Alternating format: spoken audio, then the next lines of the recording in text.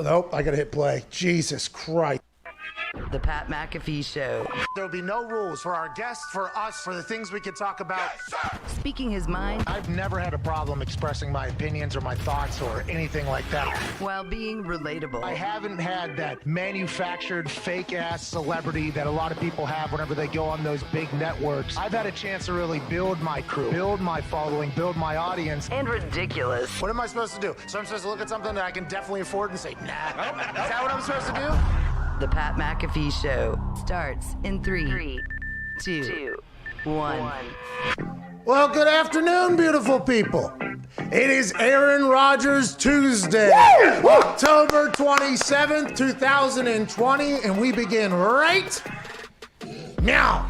Shout out to Twine for that beat drop. Aaron Rodgers will be joining us in roughly 2 hours to talk about what happened down in Houston this past weekend. Just a couple days after he was told that his offense was figured out by defenses, and then he responded with one of five had us figured out with the Tampa Bay Buccaneers defense and what they did to Aaron Rodgers. Aaron Rodgers had great respect for, but then he started seeing a lot of questions start pop up that wasn't there the first few weeks because they were absolutely dominant, and his haters couldn't come out and ask about anything because honestly, there was nothing to really talk about. So when the Tampa Bay Buccaneers played him hard on a primetime football game between Tom Brady and Aaron Rodgers, all the haters came out of the woodwork. Everything they've been wanting to say for the first month and a quarter, especially after watching this show have conversations with him be played all over the world, literally. Even at a Las Vegas casino that had a chopper flying overhead. Aaron Rodgers Tuesday was on there. So all these reporters and all these humans that maybe had, hated Aaron for a long time for whatever reason. Maybe it's because Aaron didn't do a lot of media before this particular season because he was always living by the motto that is... kill them with indifference. Which means I'm not even going to respond to any of this stuff, which no human at that level of superstardom has ever really done. Very rarely do you learn of a superstar that a story comes out that doesn't paint them in like the best image, that you don't hear them go, whoa, that's not true, let me blah, blah, blah, and decide to jump into the drama, right? Normally that happens. Normally somebody kind of goes, that's not the way it works. There's my side and then there's a little bit of drama. Aaron Rodgers has decided like, yo, listen, I'm going to kill him with indifference. I'm not even going to address that. That then obviously created its own world of conversation about the enigma that is Aaron Rodgers. And it wasn't until this year, I think, on these Tuesdays with AJ Hawk, myself, and all the boys, and even callers where we take calls from random people around the country to ask him questions, did people really start to understand that Aaron Rodgers, one of the coolest dudes potentially to ever exist. Oh, yeah. And by the way, I did not know that about him either until I got a chance to chat with him. I always respected the way he played football, the way he handled himself. And to be honest, I always respected the fact that he never came out and answered anything that was ever said about him because I was like, oh, here's a guy that obviously enjoys his privacy.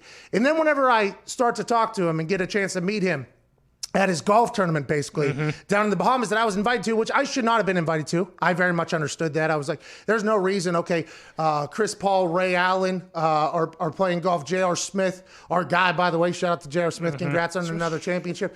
Aaron Rodgers, obviously. Adam Thielen was there. Patrick Peterson was there. Larry Fitzgerald. Del Curry was there. I mean, the people that were representing him, I knew I wasn't supposed to be there. I was like, why am I here? And I was there strictly because Aaron Rodgers had followed me on Twitter and things like that. And he enjoyed me, I think, as a human. So he invites me down there, common friend, AJ Hawk. And when I first had my first conversation, he sat down and just ate lunch with us. He sat down and ate lunch with us. And I was just talking to him. And I realized, I'm like, you know what? I know nothing about this motherfucker now that I think about it. I had 100 questions for him. And whenever I said hey, we should do, because players do local media normally on Tuesdays. And I respect the hell out of those local media spots. You never really see it be, Tom used to do it, which was very interesting. But around here, Peyton didn't do that. There wasn't a lot of that. He did his conference calls that he had to do, but never really did it. So you get to learn about these. And I always thought these things were cool. I did one for a couple years. And I was like, instead of that happening, how about we just do one on the internet where you can be a little bit more free? Because to be completely honest, Aaron, with how good you are at football, for how long you've been good at football, for how much you've accomplished, I know nothing about you. And I feel like the world knows jack shit about you as well. This just could be easy to do.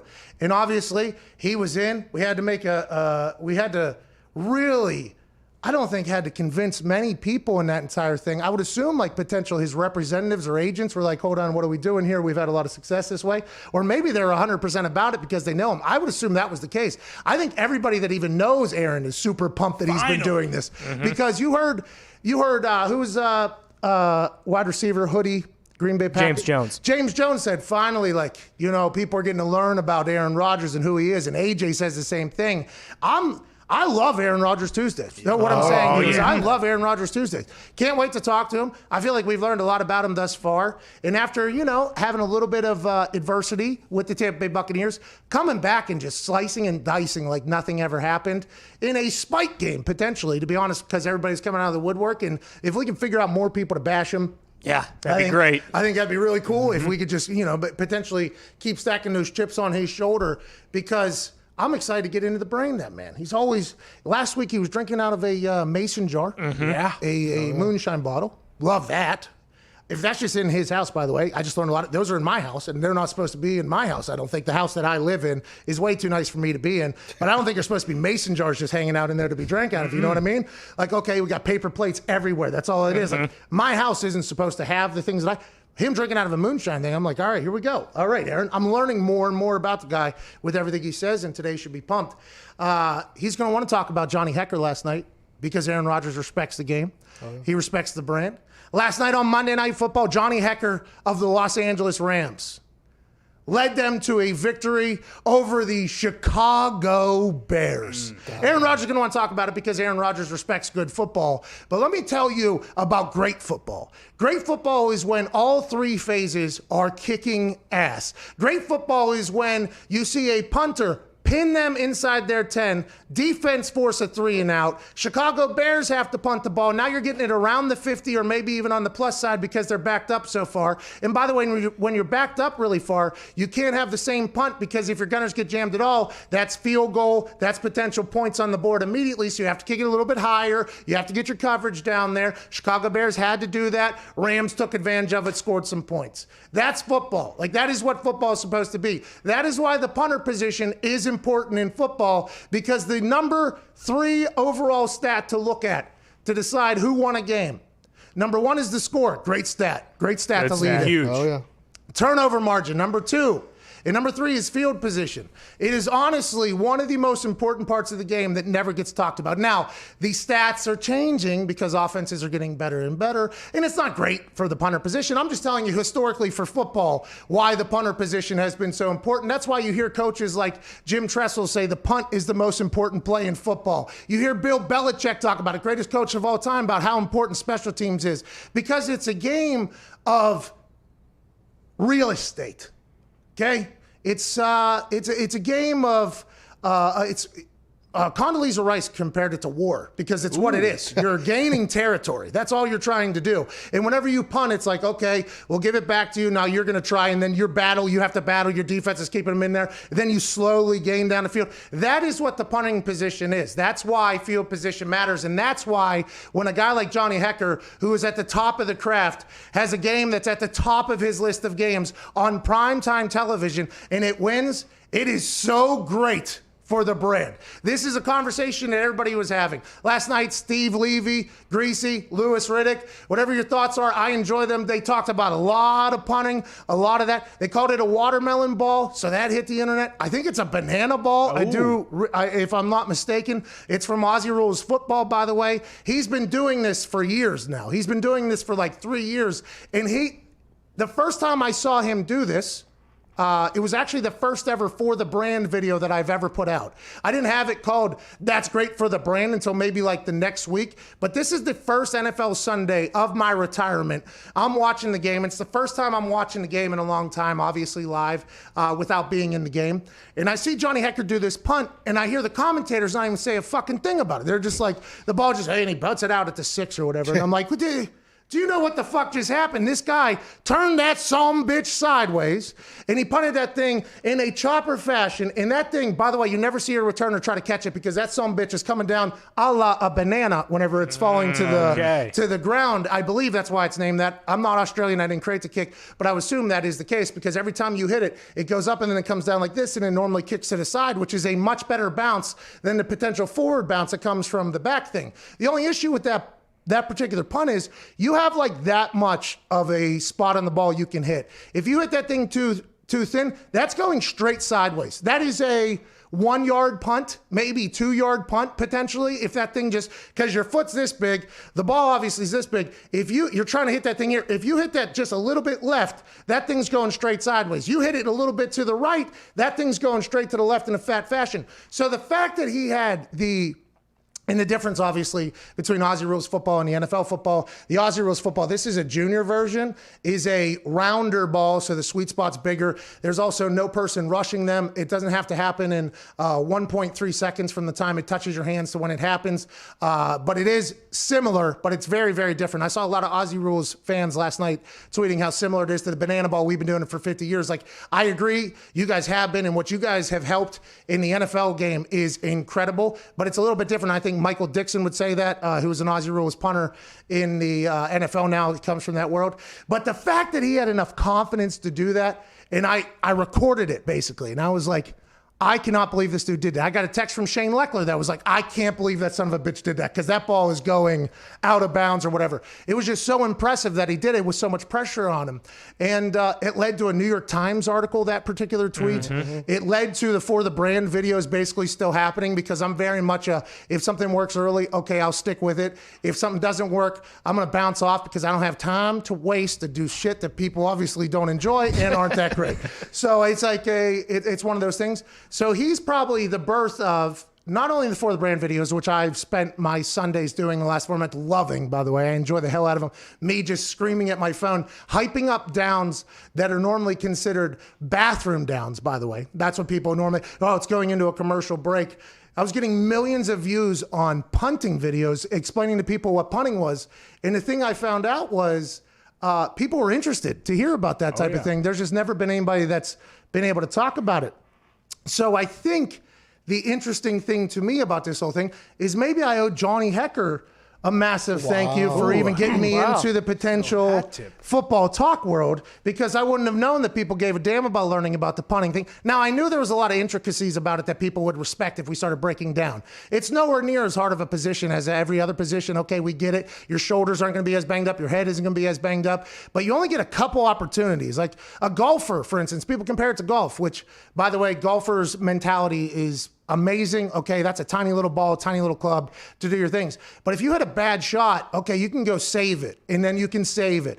And in the kicking road, that doesn't happen. Like if you hit a bad shot, you're walking back to the sideline for 45, 50 minutes just sitting there like, I hope I get a chance to do this again. And by the way, if I don't get a chance to do it again, it's probably going to be my fault why we lost, and I haven't been able to do a damn thing about it afterwards. There's just so much about having to come together in one quick moment, being able to dial it all together and perform at your absolute highest ability. And I think punters and kickers obviously have been mocked for a long, long time for whatever reason, whether it's back in the day where celebrations, tore ACLs, which that's a tough look. I agree, okay? And I'm happy Grammatica got his knee back together and everything like that. And there's stories like, when the guy gets kicked in the head by the returner and all that stuff. But the mentality to go out there and perform your job, whether you're a super nerd or a super jock, in such a moment of pressure with so much on the line, I think deserves a little bit of credit, a little bit of, hey, that's pretty impressive what you're able to do. And Johnny Hecker is at the top of the world doing that. That was one of the most impressive nights I've ever seen in my entire life when it came to ball kicking. His first one, it was good. I was like, okay, that's Johnny Hecker, though. Then that 63-yard bomb that just checked up, by the way. Perfectly. When you see that ball in the air, okay, there's a chance that thing's going to bounce back. You can tell with the way the ball is spinning that there's a chance it's going to bounce back, or there's a chance it's going to go straight forward. Whenever he saw that ball turning the way it was and it was coming down, there was probably this like, oh man, this could be perfect. And then you're like watching the gunners and you're watching the ref to see if it's far or if it's close, because if you're 3 feet off, by the way, that's a 20-yard difference in field position. And that thing just spikes and bounces straight up. Oh my God. He ran down the field doing that. That moment of well, you see that ball turning and it checks up, like the amount of relief, the amount of happiness that all hit him.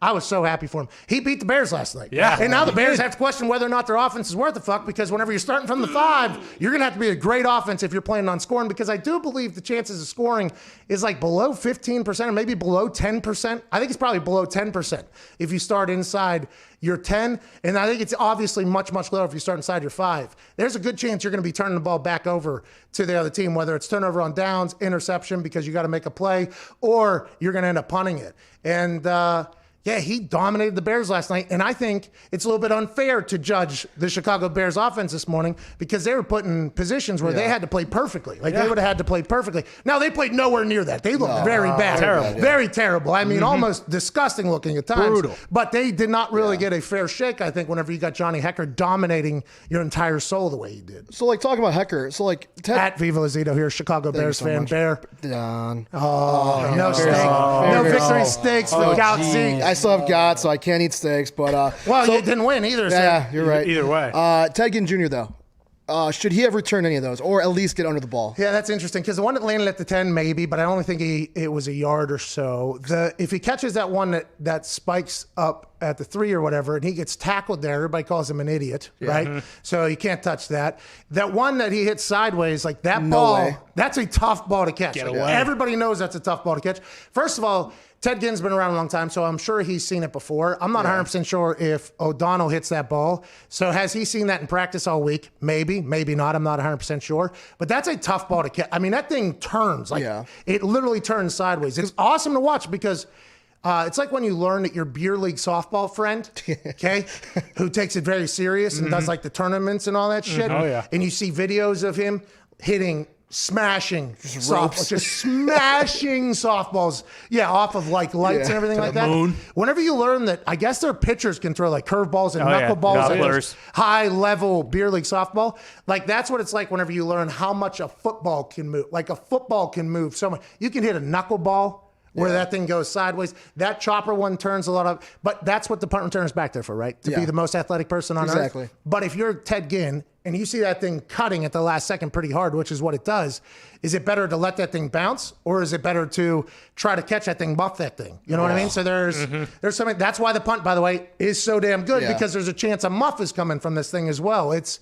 Ted Ginn he was trending last night for being so bad, but I didn't want to say he was bad because obviously we don't know much about Hecker's balls. I mean, Ted Ginn's in a. I mean, punt returner is one of the wildest positions to ever exist. Too. Yeah, Hecker's hitting great balls. The thought though of people coming after Ted Ginn, I didn't even follow that. I didn't know that. It reminded me a lot of a game the San Diego Chargers at the time played against the Indianapolis Colts in the playoffs, and it would have been the 2008 season. Ooh. Yeah. And Mike Cyphers had like the greatest game in the history of punting at the time. I think he pinned Peyton at like the 4, the 5 bunt. I think he won the playoff game, basically. Mike Cyphers won the playoff game. It came out afterwards. Hunter Smith, I was then drafted immediately after that. So Bill Poley in that game changed, like he got rid of Hunter. He was like, we need a new punter or whatever. And it was because Mike Cyphers won that game. Johnny Hecker last night won that game against the Bears. And I'm not sure O'Donnell could have changed it. So I want to let Hunter Smith know that I think he was unfairly judged whenever he got cut for that game. Because unless Pat O'Donnell was able to hit like a 70-yard rocket, which by the way, he could have tried to do, which is a great way to combat that. But you're banking on your offense and defense moving just a little bit or stopping just a little bit. Because if your offense gets a first down all of a sudden, now you're gaining a little bit of field position. But because they weren't able to, and he was hitting those, He was in the end over end ball like 44 yards every time. There was no change. Johnny Hekker won that game last night. For sure. Yep. Special teams won that game. What's your poll right now, though? This should lead into a pretty good conversation. I'm excited to hear this. Yep. So who's the worst coach in the NFL? Right now, Adam Gase, 77.4%. Mike McCarthy, 11.7%. Mike Zimmer, 1.5%. And Matt Nagy, 9.4%. Wow. 5-2 team has a coach at 9.4% of a poll for who's the worst coach. Mike McCarthy almost being at. That's an interesting situation. Wild. Yeah. Is it? Jerry Jones said he's our guy, but there's a lot of heat and smoke coming from that Dallas Mike McCarthy one and done thing. Plenty. There's no way they get rid of Mike McCarthy after this year. But that locker room needs to figure it out. Down there, Jerry Jones had a hilarious soundbite we'll talk about here in a little bit. At Bubba Gumpino is sitting in on the couch. At Boston Connor's here. Ty Schmidt is here. All the boys in the back. Diggs will not be here today.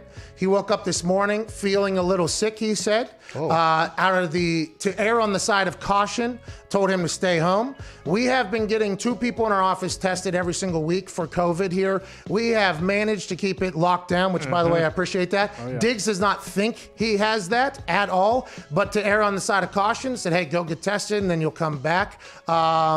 Yeah, T's and P's to Diggs. Hope you feel better. Yeah. Good luck. Come on, Tony. T's and P's, Tony. Good luck, Tony. Good luck, Tony. Good luck, You can do this, Tony. Good luck, Tony. Let's go, Tone. Come on.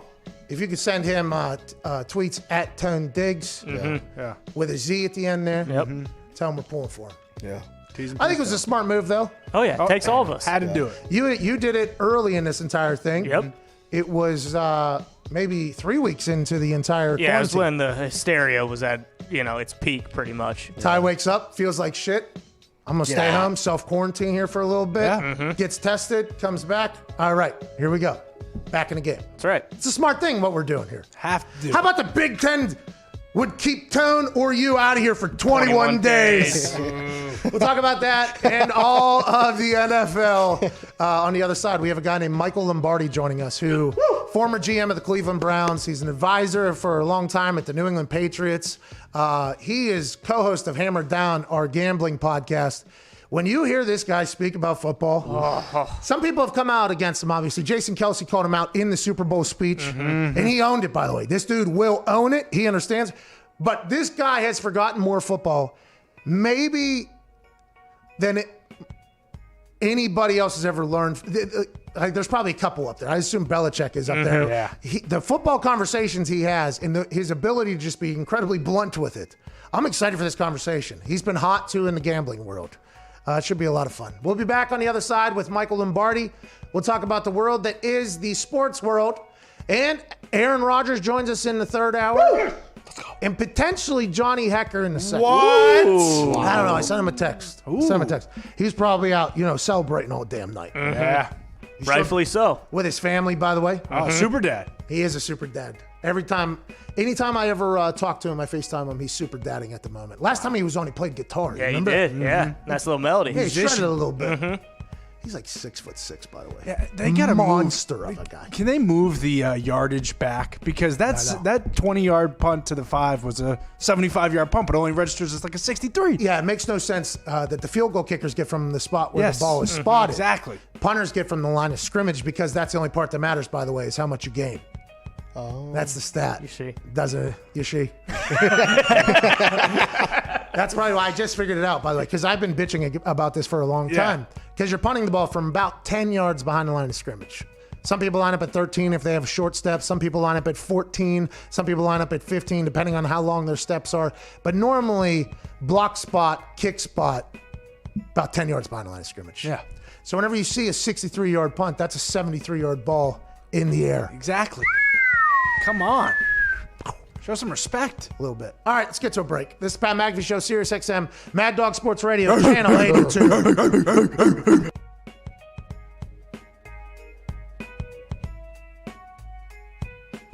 All right, everyone knows where I'm going. 44.5. It's way too high. Give me the under. Jesus. Let me tell you why. Another night of this. Chicago O is 27th in the league in points per game. Ever heard of 29th in yards per game. 26th in points per play. 30th in yards per play. 29th in third down conversion. 26th in red zone scoring. 28th in yards per rush. 29th in yards per pass. Those are not good. No Those way. are absolutely, and they're all, Chicago D, all top 10, all the categories. Top 10, all the categories. Neither of these teams in the last 3 games have gone over 40 points in their game. Okay? Each have gone under in their last 3 games. Okay? Okay. I'll be taking the under tonight. Thank you very much. Hold on, I'm joining you. Are you? Yeah, I'll come in. I'll hate football for a night. Like, that's what you do. The underbetters hate football. I'll come with you. So we want everybody to fail. We want everything bad to happen. That's what we're looking for. Yeah. Mr. Aaron Rodgers.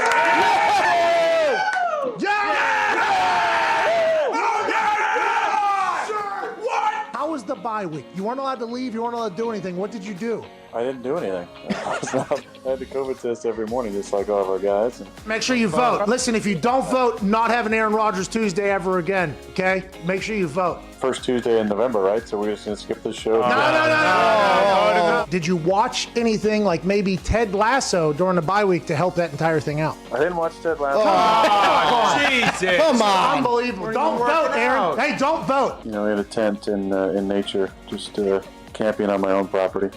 You camped out on your own property during the bye week? Yeah, I'm kidding about that. Oh, my. Did you really wear number 40 at West Virginia? Yeah, it was my GPA and my favorite drink. Oh, you are wearing shorts. Yeah, come on, bro. Pat doesn't believe me that they don't give Toradol shots there. They don't. Yeah, they don't give Toradol shots. But Age would drink this green legume drink that I'm sure was legal, but it made his body just. I mean, he had the worst gas you could. How do you maintain that high level for so long? Is it like super competitive? Like you have to be an ultra competitive human being to be a quarterback? Well, I think it starts with being hyper competitive. You know, I think that's a trait with all the long time great players. Is you just have. I love to compete. I think the most important thing is you have to be self-motivated, and again, that may seem like a standard statement, but it's not. I mean, not every player is self-motivated. Hey, how's Jordan Love doing? We don't hear much about him.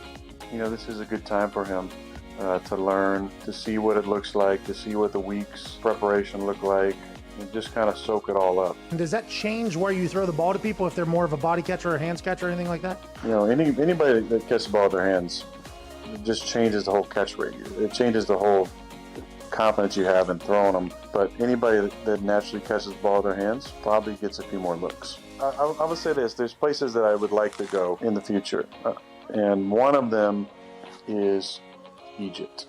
Ooh. When were the pyramids and the Sphinx? When were they constructed? Also, like, what kind of technology did they use? It was aliens. Say it. Yeah, it was definitely aliens. Bingo. Whoa. Yeah, there it is, by the way.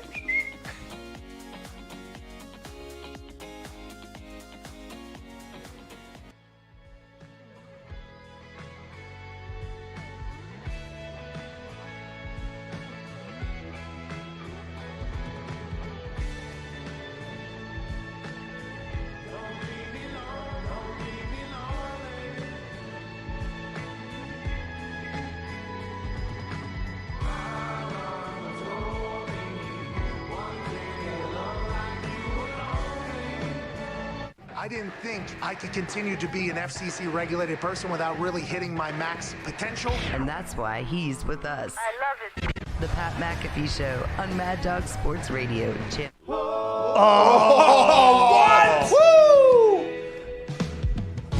Welcome back to the Pat McAfee Show here. Aaron Rodgers, Tuesday, October 27th. This song is called Don't Leave Me Lonely by the Late Night Special Band. That's right. This is a late night special. This is, isn't it? Yeah. Actually, good afternoon special as well. How you doing? Maybe they should be all day special because they are not giving themselves enough fucking credit, are That's a they? good point. Daytime special. Listen, some sandwiches and some food are late night specials, you know? Yep. Yeah. There's a place called Sandwich U, I believe, or U Sandwich or something in Morgantown. Fuck, yeah. they're good people. I had a sandwich named after me there for a while. You go there 2, 3 a.m. It's the only time they're really open, late night. Late night special. It is a late night special. Get like 2 chicken tenders on a sub bun. They opened one at U of I called Fat Sandwich. That might be it. Yeah. Nacho so good. cheese on it. What? Oh, yeah. Oh, yeah. I used to order the Fat MILF all the time. Oh, there it is. That's a sandwich, I Yeah, see. it is. Yeah. That's the one with the chicken. Yeah, because the mozzarella fat sticks. blunt is the one that has the yes, all these sandwiches. Yes, fat. That's it. That's the Fat name Sandwich, of it. yeah. Fat Sandwich Company. Wow. They're It's a so late night good. special. They are only a late night special. I tried those in the afternoon one time when I was bro, it was bad. Your pants? I can imagine. Yeah. I almost had me like turn off the sandwich shop at late night because of how bad it was during the day. Mm-hmm. But you couldn't tell me nothing after the bars at that thing. That thing was a late night special. Late night special, baby. And by the way, greatest late night special I've ever had in my life. I wish they would be opening. That company took over Morgantown for a while. But that band we just listened to, that's not like that. No, it's an all-day I feel. was gonna say. Yeah. What are they doing? Come on, guys. All right. Joining us now to talk about football. This is a sports show. Guy's former general manager of the Cleveland Browns, a man who was an advisor for the New England Patriots. He's the host of the GM Shuffle. He writes for the Daily Coach, which is a newsletter that shows up in your emails. They're awesome. They're like motivational things, little tidbits. Guy hosts shows for VSiN. He writes for The Athletic. And he knows more about football than any human I've ever talked to in my entire life. Italian man, Michael Lombardi. Nice to be here, Pat. Nice to be with you, Pat. Thank you. Hey, I always thought I had a lot of jobs. Whenever I was going through my vitamin brain there, listing off all the things that you did, I realized quickly this guy does everything at the moment. I try to be busy. I like writing, and so that keeps me busy. And talking about football, it's really not a job. It's just fun. It's something I've done my whole life, since I started in the league. You handicapping games. When you're a pro personnel director in the National Football League, you're basically handicapping teams. And I've been able to take that and use that kind of knowledge and broad base it into this world that we live in today, where people can make bets on their telephone and break down teams. So it's been fun for me. I love it. And I have never, when I worked on my uncle's trash truck here in Ocean City when I was 17, that was work. I haven't worked since then, really, to be honest. Paisan. First of all, people putting bets on their telephone. Jesus, come on. I think you just say phone there. You didn't have to. Yeah, come on. Telephone, that's right. I don't know if they're picking it up off the wall and they're like, hey, let's call it in. By the way, you probably used to have to call in bets, I'd assume, back in the day, but obviously you know nothing about that because you've been in the game for so long. And that feels like a good path, by the way, for GMs to go. You're a GM, okay? You know more about football than almost every human on earth at this point. Not all GMs. There's some bad GMs, but most good GMs. You want to retire, you don't want to do TV, just give out gambling advice because the way you have helped me gamble this year, I am very, very thankful for. Well, I appreciate that, but you're on a hot streak. You're a lot hotter than I am. We took a lump last night on the Bears, which we should have known better. Are there two Nick Foles? That's what I really want to know. Because, there's two of them. Sometimes he's really good and sometimes he's really bad. There's no in between Nick Foles. You don't even get a decent. You either get a great one or a bad one. What happened? Johnny Hecker just dominated that game, and I went on a 20-minute at the beginning of this. I went on a 20-minute run about why the punter position is an important one and why it has been for a long time, and why people like Bill Belichick talk about it, why people like Jim Tressel called it literally the most important play in football because it is just a territory game where you're trying to gain more territory. Why do some people have no idea about special teams? You think it's strictly because TV people don't know about it and never talk about it, or because it's not as sexy? Penalties in the kicking game are disastrous, right? So you're supposed to have the ball at the 45-yard line, but there's a penalty on the kicking play, and now your drive starts at the 15. Well, that's a 30-yard penalty that doesn't show up in the stat sheet. It's hidden yards. You can't find it. You can't find that number anywhere. And, when you look at that one Super Bowl that was played in Indianapolis, the Giants punter, he was the reason they won the game. I know they gave the MVP to Eli, but the Patriots starting field position in that game was the 23-yard line. Steve Weatherford was that punter, by the way. Yeah, I know. But nobody wants to talk about it. You play on a long field, you've got to get a bunch of first downs. You got to, and if you're not making explosive plays like the Bears can't do, then the drive's going to stall. And now that they're calling holding against the offense, drives are really stalling now. Last night, was that more of the Los Angeles Rams are for real, even though 4 of their wins are against NFC East teams, or was it more the Bears were who everybody was saying is the worst 4-1 good team, 5-2 team there is? I think if they played that game in Chicago, it'd probably be different. If they played that game in Chicago in the cold, it would be different. I don't think Goff could have traveled back to Chicago when the temperature dipped below 35. Ooh. I think Goff's one of those players you should really look at your smartphone and as the game is going, decide how you want to play him, because his body language tells you everything you need to know. And I didn't think that last night, even though I didn't think he was sharp, I thought there was a sense of energy by the Rams. I think if they played each other 10 times, I think the Rams would win 6 and the Bears would win 4. Okay, why? So you're not giving up on the Bears at all? Like, you think last night they had terrible field position at all games, so it's not really a fair indicator of how terrible their offense is or how good their offense is, because it's a completely different playbook back there. You think they potentially get back into a little bit of a run, or you think they'll just be able to show much better football team than they showed last night? I think anytime they play against a good offense that could score against their defense, Green Bay, for example, they're going to have a hard time with Green Bay. If the game's in the 20s, the Bears have to basically check out. They have to fold their hand. They're never going to get in the 20s. They rank on my power rankings. They're the 27th offense in football.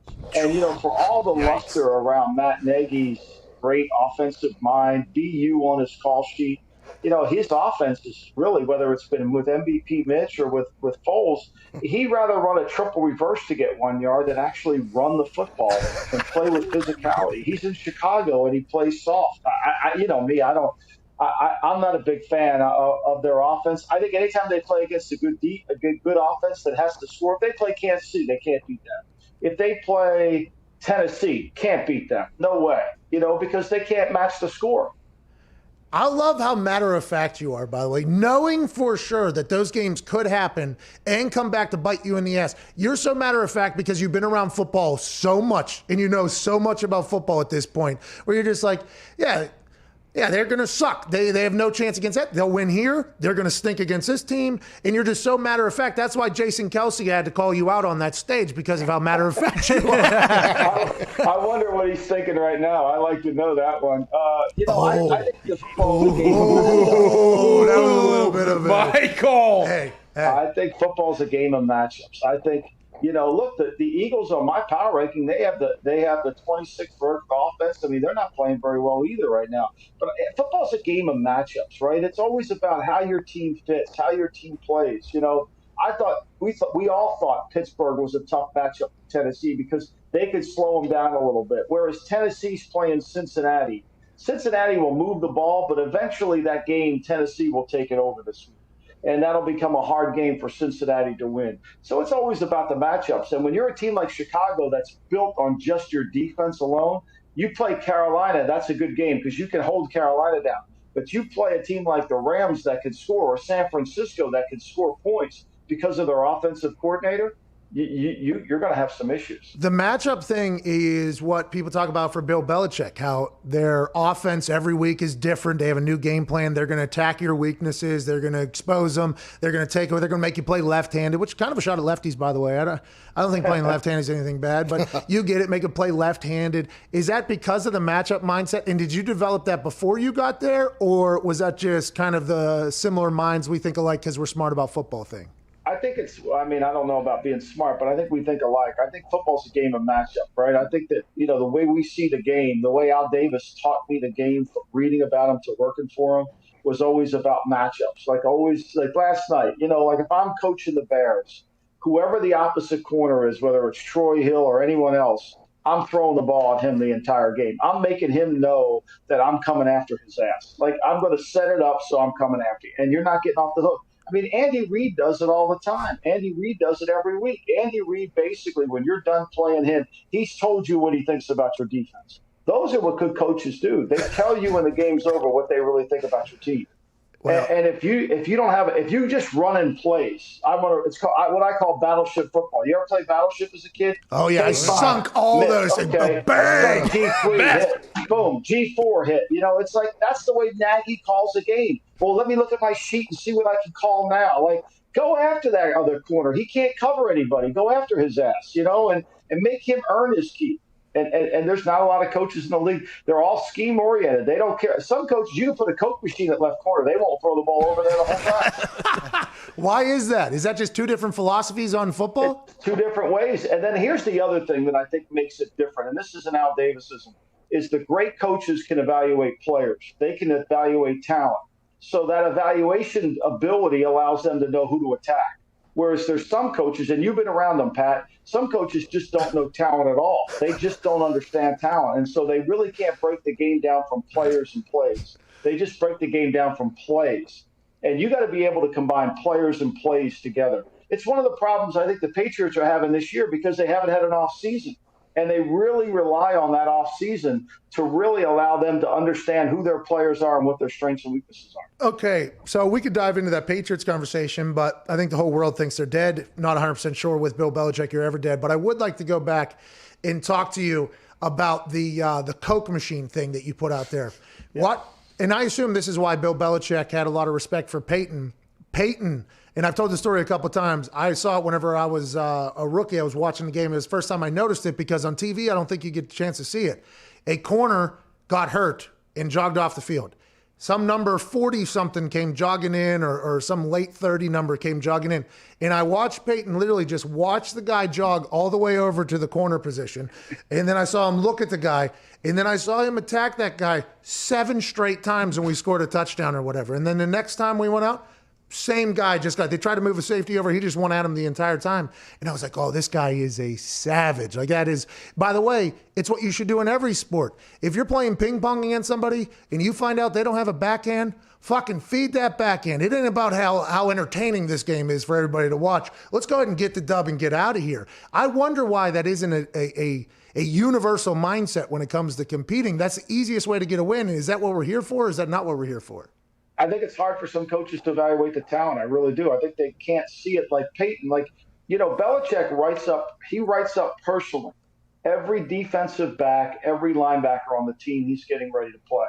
And then he has a meeting with the quarterbacks to go over every defensive back and every linebacker they're getting ready to play. So when the second team corner, 13 corner comes in who hasn't played, they already know he's from Virginia. He's 5'11", 5. He runs 4'8". He's got really bad ball skills. Whatever it is, they already know it.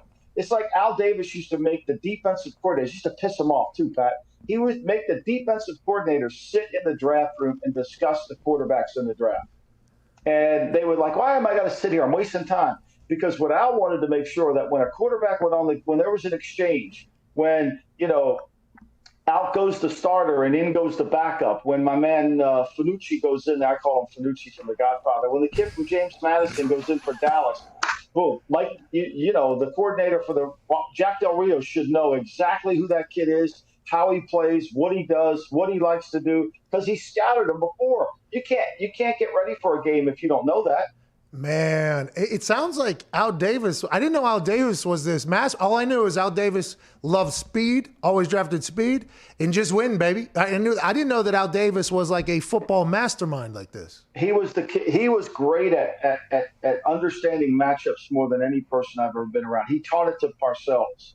And Parcells taught it to Belichick. And he was also really good at game management. If you called a timeout with 2:05 with 2:06 to go in the half, you would have not made it back on the team plane. You would have not made it back on the team plane because now that gives the defense the offense a chance to throw or pass. Right? We're trying to get the ball back. We want them only to run the ball. We don't want them to run and throw. His game management, understanding that, like let's say, you're backed up for a punt. Nobody practices this. No one really. They do in New England.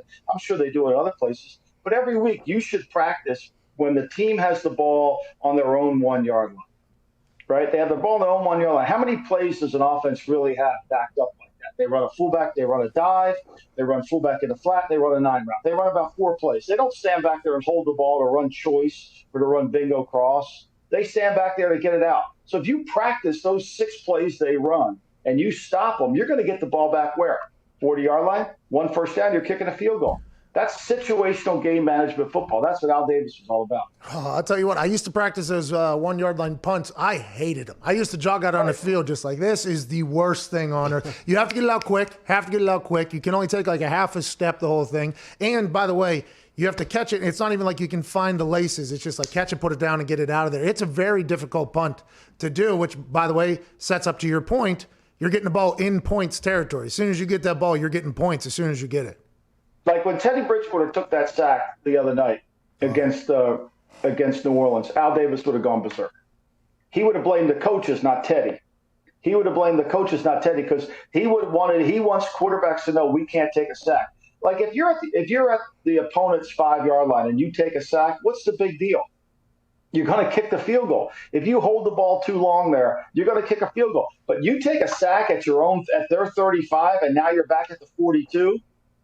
That field goal becomes a lot harder. So it's that kind of stuff that he constantly wanted the players to teach, to learn and understand it. Same thing that happens in New England. He teaches a class in Football 101 from the time the players show up in April until they start playing. They don't have that this year. Well, yeah. Well, Hoyer obviously missed that every single time. Took a sack, end of the half. Oh, my God. Ty Schmidt, what do you got? Michael, you mentioned a couple times on Hammer Don so far this year that you think the trade deadline is going to be pretty active. If you were the GM of the Packers, wouldn't you be trying to either get like another explosive piece for Rodgers or someone to maybe shore up like the defensive line or the linebackers?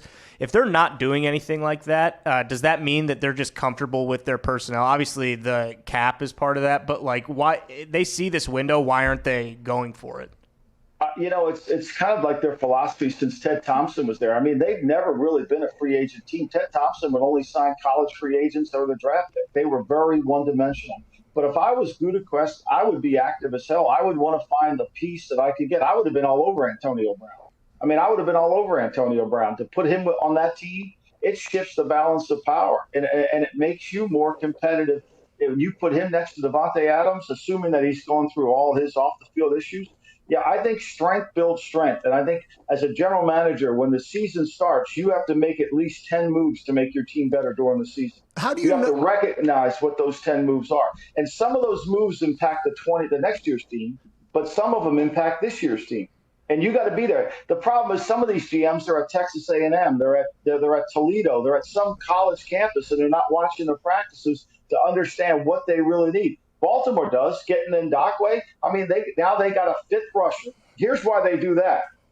They get a fifth rusher so that they can rush 5 against an offensive line, and they don't have to run those overload pressures that Mahomes was eating alive. Every time they ran an overload pressure, Mahomes slid the protection. He got him in the right protection. He threw the ball. He killed Baltimore. I have a question. Baltimore can play balanced, rush 5, and get home. I have a question. Whenever you're signing like Antonio Brown, who I think we all agree that Antonio Brown is a touchdown maker. Okay, that's what he is. He's a very, very good football player, obviously. And the old adage is be who you can afford to be in some places and all that. How do you know whenever you're signing Antonio Brown? Like the question is that a lot of people have, not us. I think if you get him in the building, he respects Tom Brady enough. He'll want to be focused in because of that. He doesn't want to let down Tom or whatever. And I think he's trying to come back. But there's a lot of people that are like, hey, the Buccaneers seem to be hitting their stride. Now, granted, Chris Godwin's going to be out for at least a week because of a fractured finger or something that he got this weekend. But there's a lot of people who are like, why are we trying to fix something that maybe isn't broke right now that could potentially be a disaster in the locker room? Some people think that. I'm not saying we do, but there is that thought. How do you feel about how do you balance that alongside adding talent too if you're a general manager? Well, I think, the culture's got to help you, right? So I think Brady's probably told them, look, I got Antonio Brown. I was with him for 13 days. I got him. He won't be a problem. I promise you. I'll handle him. And I think the same thing could happen up at Green Bay. Aaron Rodgers, like, I got that dude. I'll handle it. Devontae Adams and me, we'll take care of it. We'll get this under control because it'll help us. Now, do I want to stay with them for 6 years? Probably not. That marriage won't last. But for the next 10 weeks, I think we can make this thing work. I think there's a part of the season where you have to really evaluate your team and say, we really have a legitimate chance to get to the Super Bowl, a legitimate chance to get there. Baltimore has it. Kansas City has it. Pittsburgh has it. Tennessee has it. They need to strengthen their defense. But there's some teams that might be playoff teams. Maybe New England makes it. Maybe they don't. But they're not one player away from really making themselves a Super Bowl team. They need more than just that. Very interesting. Speaking of New England, Mike, obviously everyone's talking about the struggles on offense, but the defense didn't force a punt against the Broncos or the Niners till the fourth quarter. So my question for you about the Patriots is, do they just fucking stink, or are they going to turn around and this is just a 2-game skid? It's a great question. A lot of people are asking that question. I think they lack team speed on defense. I think they lack team speed on offense. I think that they tried to play a lot of nickel against Denver. They try to get faster by playing smaller people like they did against Kansas City. City, and they don't have enough power, enough girth. I think they missed a ton of tackles against San Francisco. I think they didn't set the edge. I think they need to improve. There's no doubt. I think their talent level, they're very young on defense, and I think that's costing them. And I think the other thing is, remember, when your Mike linebacker slow, your Mike linebacker is slow, your defense is slow. And Bentley's a good player, but he's not a fast player. So their defense is slow, and you can attack the edges of their defense because they're slow. And I think that's one of their biggest issues. They've got to get faster on defense. And the way you do that, how do you know a team's fast on defense? Go to the stat sheet and look at how many forced fumbles the defense creates. Not how many they recover, how many they create. Because it's the true theory. Power and mass equals violence, and the ball comes out. And the Patriots just don't do that. They don't have enough physicality or speed in their defensive front seven to create problems. What did you think of DK Metcalf's speed on defense the other night? That was outlandish, dude. That was unbelievable. And I get, his effort was more unbelievable than anything. Absolutely. I mean, the fact that he never gave up on the play and his commitment and his team effort. On one hand, we see that play, and then we watch Andy Dalton get hit, and no Cowboy player goes over there to pick him up. Ooh. So hey, that's messaging in the locker. That's messaging. Hey, that can't happen. By Jerry Jones, we have a clip. We have a clip for Jerry Jones getting interviewed this morning. I'd actually want to hear you react to this because you've been a general manager. You've been up there at the top where Jerry Jones sits. He's getting interviewed now about the locker room, and this was. Do we have this, Foxy? His response, he basically told the guy to shut up and let him answer in the middle of it because I think Jerry Jones is getting sick of either seeing the headlines about the locker room or whatever he's trying to bury it. This is his answer here. Where would you have a leadership void? Is it an experience void? Is it a talent void? Is it a leadership void? I'm not trying to be cute here. The answer is no. The answer is no. I'm asking. There's not a. Well, just shut up and let me answer. No. When I go into the locker room, there's no leadership void in my eyes. Well, then after that, key line right there to the sentence. When I go into the locker room, there's no leadership void. Well, they're never going to not tell the owner, the man who's writing their checks, if there's a void. They're going to tell him what he wants to hear. That's part of leadership. That's what happens to you when you own the team. People only tell you what you want to hear. You got to have some contrarian views of what's going on. And if Jerry can't see it, look, Jerry's in a profession where I know he's in the Hall of Fame, but he got there for his marketing skills. As Bill Parcells once said about Jerry Jones, he could talk a cat off the top of a fish truck. He's really good at that, right? He's really good. But his football acumen is what needs most today. So he's got to decide what's wrong with his team. Is it players, coaches, or scheme? When you give up 173 yards a game rushing, and you can't hold anybody under 40 points, you got problems in all three areas. But you got to identify where's the key area. The key area is scheme and coaching. So there's leadership voids in those two areas. And as a general manager, you don't need to walk in the locker room to know that. Just watch the tape. Watch practice what they're teaching and what they're doing on Sunday. That's the connection. Practice execution becomes game reality. If you can't tell the difference in the tape, then you're really making a mistake. And Jerry is showing that he's really more of a fan than he is truly a football expert because he's answering the question based on what people tell him. It's what he needs to know, what he needs to observe is the answer to the question. Wow. Jeez, that was incredible. What an answer right there. So you're saying, like, your answer in of itself is already showcasing that you are out of touch with your actual team and what's happening. Now, the interesting thing here, though, is whenever he was running the team, right, way back in the day, he had success, right? There was success there. I would assume that's potentially because of coaching and everything like that. But people always fall back on that response whenever people say that Jerry Jones should get his hands out of the football side. They're like, well, he did have a little bit of a dynasty-type run with the Cowboys back in the day whenever he was running it. Was that him? Was that somebody else? And has he just lost it? That was Jimmy. Give him all the credit in the world, and he deserves this for hiring Jimmy. When he hired Jimmy, nobody thought Jimmy was a good coach. Everybody thought Jimmy was a college coach. When he hired Jimmy and paid him $1 million a year, paid him a $10 million, gave him $10 million contract, $1 million a year for 10 years, the National Football League went berserk. But Jerry was so smart, he went to Apex, which is no longer a clother out in business anymore, which would be the equivalent of Nike or Reebok or Adidas or Puma, whatever. And he went to them and said, look, you can control my sideline. I'll give you all the Cowboy paraphernalia. You pay me $10 million for the next 10 years. They said, sure. So there's Jimmy's contract covered right there. Jerry didn't even pay for it. And he put all their merchandise on. And that started the NFL controlling the sidelines. That started the NFL having parallel deals. Before, go back to some of those old tapes. You'll see Belichick with a starter jacket on. You'll see Parcells with an APEC jacket on. The guys were selling the sidelines like it was their own business. Well, Jerry's done great business for the Dallas Cowboys and the NFL. We have to do great business for Sirius right now. We have a hard out in 30 seconds for hour one. Mr. Lombardi, incredible conversation, sir. Anytime. Have a great day. We'll get it back on Hammer Down. Hey, you're damn right we will. You bet. In the second hour, we might have Johnny Hecker. We'll take some phone calls. We will also chat about everything happening in the sports world. If you want to call us, it's 1-888-MAD-DOG-6. 1-888-MAD-DOG-6. Go take the shit. We'll see you on the other side here on Sirius XM. All right, I didn't want the Sirius XM people to think that they were missing out on any conversation, but I do want to wrap up this conversation with you. So it was kind of a little bit of a balance here. I don't know. Okay. That's why I was telling you no. Like, don't hang up yet. I would like to. Yeah. Who's going to win the Super Bowl, Paisan?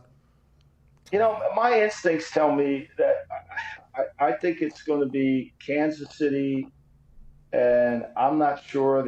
I think it could be Kansas City, Green Bay. You know, I think it's going to be whatever team. The Bucks could be there too with their defense, and the way their O-line played was really good last week. I don't know if it could sustain itself, but Brady's trying his ass off. I mean, I talk to Tommy 3 times a week, and he is working his tail to get those people to understand what it takes to really. We're still live. We're still live. We're still live on YouTube. Know that. I want to make sure you know that. Oh boy, I didn't want to say that. Yeah, right. All right, Paisan. We appreciate you so much, brother. Thanks, Pat. Have a good one, ladies and gentlemen. Paisan Michael. Hey! Woo! Oh, no. He swallowed a canary. He's talking about his guys. Billy, do the thing for the DVR thing. You know what I mean? So nobody. Yeah. Oh. Mikey. No, I don't think so. No. I mean, he's talking about his guys. He's fine. No. That was a great conversation. Yeah. I love old Lombardi, man. Tommy's working his ass off. Yeah, absolutely. That's not a big deal. No, there's no way. Good work ethic. Yeah, I'm pumped about that. Yeah. All right, good shit. All right, we'll get to a real break here. We'll be back in like 5 minutes. I don't think so. No. Not at all. I'll get a text from him here and momentarily I'll be able to update everybody whether or not we just fucking set that guy up for failure. Was that us? No, it wasn't us. No, it was not us. Definitely not. It wasn't him either. I don't think he said anything. No, it's good. a big deal. He'll text me. We'll figure it out. Anyways, we'll be back in 4 minutes. We appreciate you. Hour one wrapped up. Johnny Hecker potentially in the second hour. Aaron Rodgers in the third hour. Can't wait to chat with him. T's and P's to Tone Diggs right now, by the way. Yeah. Oh, yeah. Miss you, Tone. Good luck, Tony. Love you, Tom. I think he's getting a rapid result test. Oh, so we get it quick here. Hopefully. We'll find out. Hopefully he's all right. All right. This is the Pat McAfee Show. Our one's done. That's your show.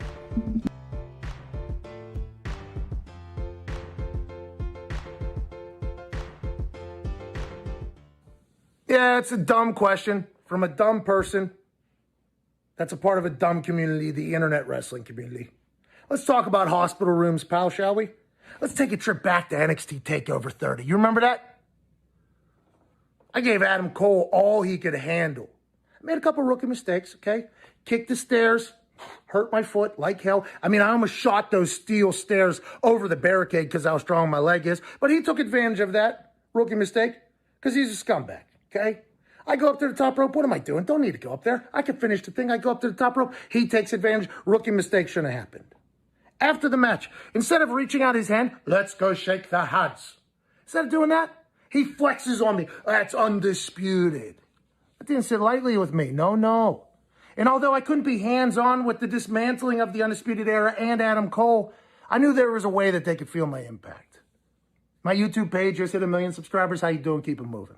Sirius XM every single day just launched. How you doing? Keep it moving. Football season's in full swing. How you doing? Keep it moving. I can't be down there every single day, so I hired somebody to take care of my light work. I hired somebody that's a younger, more handsome, and more built version of me. Ridge Holland. You all saw it when he dumped Adam Cole's lifeless body over the barricade and walked it off. Who do you think bought him that Mercedes? That was me. You're welcome, Rich. Now, Ridge got hurt, T's and P's to him. I will not ask for a refund. You did your job. And now I had to look for a plan B. My guy that I was going to run alongside and take over NXT with is now out with a gruesome injury. Who should I call? Well, why not the guy that took out my guy? The psycho from Boston, Oni Lorcan. I reach out to him. I say, hey, pal, you want to make a little money, huh? You want to go on a little bit of a run? They said no. They lose to Undisputed Era. They call back. We make a deal. They take out the rest of Undisputed Era. Kyle O'Reilly, who's super noble, says, why don't you guys take the NXT tag team title shot tonight? It was perfect. I show up. We win the titles. Undisputed Era looks like a bunch of bums and stooges. And we're just getting started.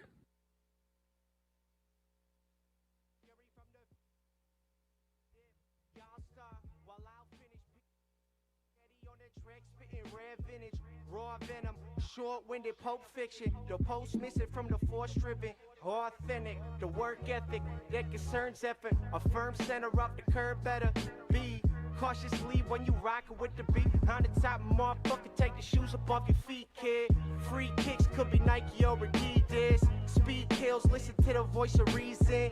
Deep breaths, yes, don't fight the feeling. Tick-tock, pop a doc, time to leave, kid. Ba-da-ba-ba, the beat goes on. Ba-da-ba-ba, the beat goes on. Ba-da-ba-ba, the beat goes on. Yeah. Ba-da-ba-ba, the beat goes on. Alright, here's what I'm talking about. You know what I'm saying? Hey, I've been feeling it, feeding off my confidence. Conscious, critical to content. The Pat McAfee Show. There'll be no rules for our guests, for us, for the things we can talk about. Speaking his mind I've never had a problem expressing my opinions or my thoughts or anything like that. while being relatable. I haven't had that manufactured fake-ass celebrity that a lot of people have whenever they go on those big networks. I've had a chance to really build my crew, build my following, build my audience. And ridiculous. What am I supposed to do? So I'm supposed to look at something that I can definitely afford and say, nah. Is that what I'm supposed to do? The Pat McAfee Show starts in 3, 2, 1. Good afternoon, beautiful people. It is Aaron Rodgers Tuesday, October 27th, 2020, and hour 2 begins right now. We just went back and watched the clip.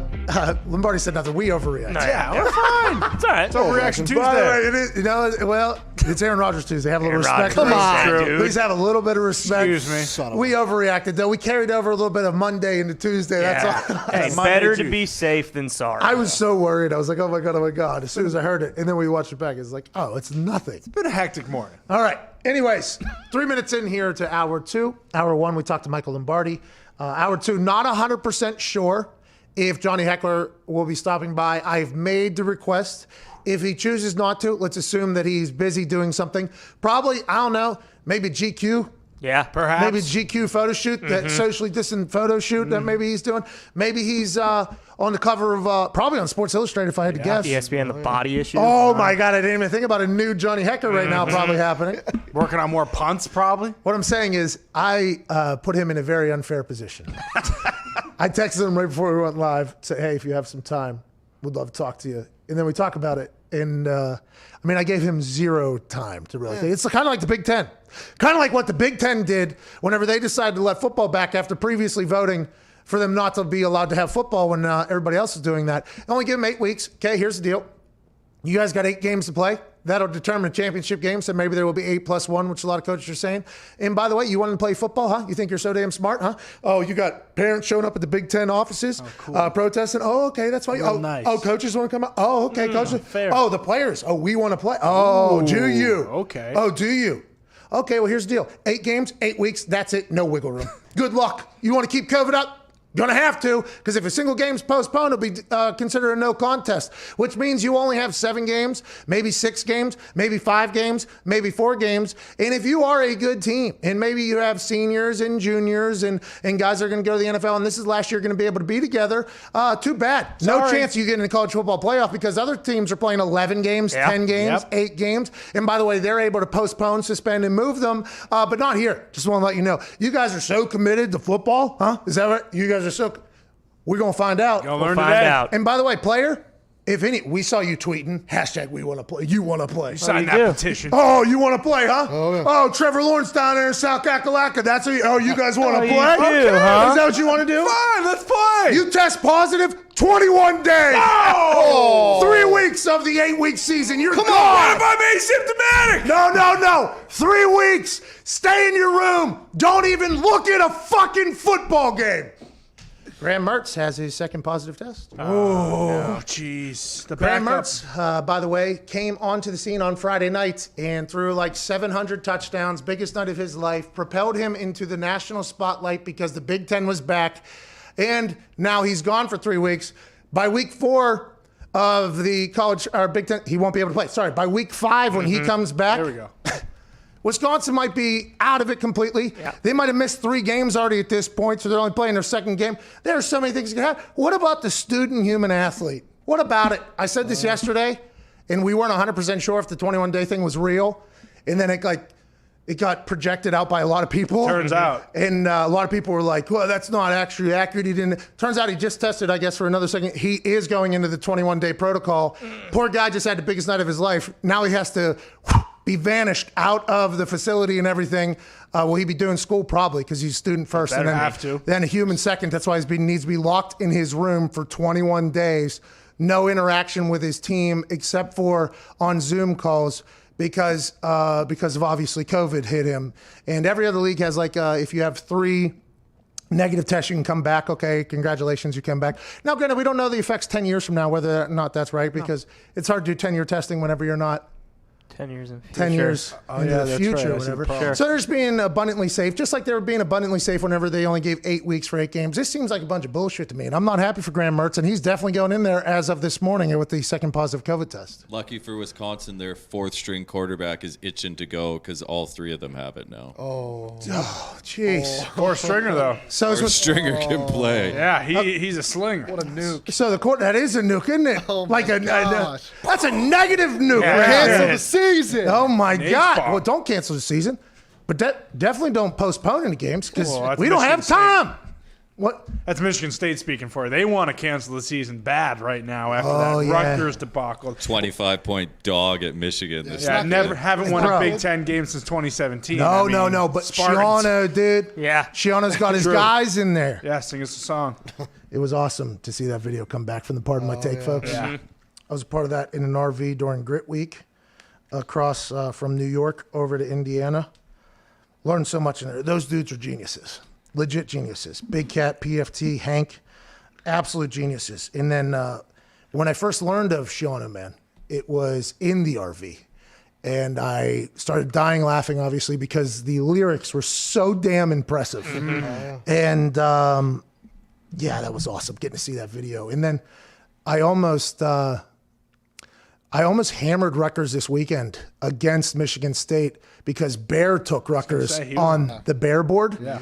And on College Game Day, I said, your board's trash or whatever. And then during the commercial, I looked at his board and I was like, oh, that Rutgers play against Michigan State with Shiano, man, that is a good. So I sent him a text. I was like, that Rutgers pick looks delicious or something like that. And he was like, oh, I love it or something like that. And then lo and behold, Shiano, the man that came into the NFL for a cup of coffee, had his D lineman diving at the knees of offensive linemen during kneel downs, kind of burned every bridge he possibly could, is back at home in Rutgers. Maybe he's got the same thing popping off over there that he had at Rutgers whenever the dominant Big East was doing things. Oh. Yeah, and he had Ray Rice in there, obviously, and the other. I mean, Shiano maybe he's all the way back. Or maybe I just saw that and I was like, well, Michigan State stinks. So Could have been that that. team's probably rebuilding here. All right, we got a new coach. They're always bad at the beginning of the season, but I did not think they were going to lose that game. Who's the new coach? Mel Tucker. He actually coached AJ Hawk at Ohio State at one point. Oh, plus by AJ. Michigan State actually came out with a graphic of the highest paid NFL players that Mel Tucker has coached. AJ Hawk was number 1 on the list. Wow. That's because AJ, negotiated his own deal. Yeah, 6 years, $175 million. It's like Gase and the Jets. Middle linebacker, exactly. Middle linebacker getting drafted, 5th overall or whatever. He was on top of the world back there, that guy. Yes, he was. Throwing that big-ass head around. At Viva Lazito, your poll today is rather large. Obviously, it's great to look at. What is the poll and what are the results currently? With over 26,000 votes, no big deal. That's a big. That's a massive poll. Hey, that's a big poll. Oh yeah. I know. Trust me. Who's the worst coach in the NFL? Adam Gase is leading it by 77.2%. Mike McCarthy, 13.1%. Mike Zimmer fought up to 2%, and Matt Nagy, 7.7%. I will say that whenever you deliver the numbers that each coach has, I think we should reevaluate how you do that. See, I don't like decimals. Yeah, it does seem like the decimals potentially slow you down a little bit. They do slow me down. And do we start with the lowest number first and then work your way up to the highest number? I do, but I read in order. I know it'll mess me up. I know you have to write down because Can't read between the lines. And by the way, to your credit, I think as of late, you've been putting your favorites at the top and then down towards the bottom. Smart. Which, by the way, is smart. You're like handicapping the poll almost. So I for usually the play a readers. game with the poll. If you notice, I always try to make sure it's like AT&T bars. Can you hear me now? Oh, so it's like up all the way down or whatever. You have Yes. 5 bars. You also, I think you set it up so when people read the first name, they're like, oh, nobody's worse than this one. do you mean? And then they go to Mike. Oh, Mike McCarthy is actually probably pretty thankful that you have him directly underneath Adam Gase now, I think. Well, the best part, too, is that he put #OnePride in there just to take a shot at the Lions, even though Patricia's not even on the I will poll. say there was a tweet below that Coach Patricia was on the list, and I forgot to take OnePride out, and then I actually subbed it in later on with a skull. Matt Patricia's 500 right now. All the way back. All the way Crushing back. it. They outcoached old Raheem We'll down check there. next week. I can't believe Nagy made it on there. They're 5-2. I mean, Doug Marrone isn't even on that list. By the way, we did forget about Doug Marrone. We did forget about Doug Marrone. So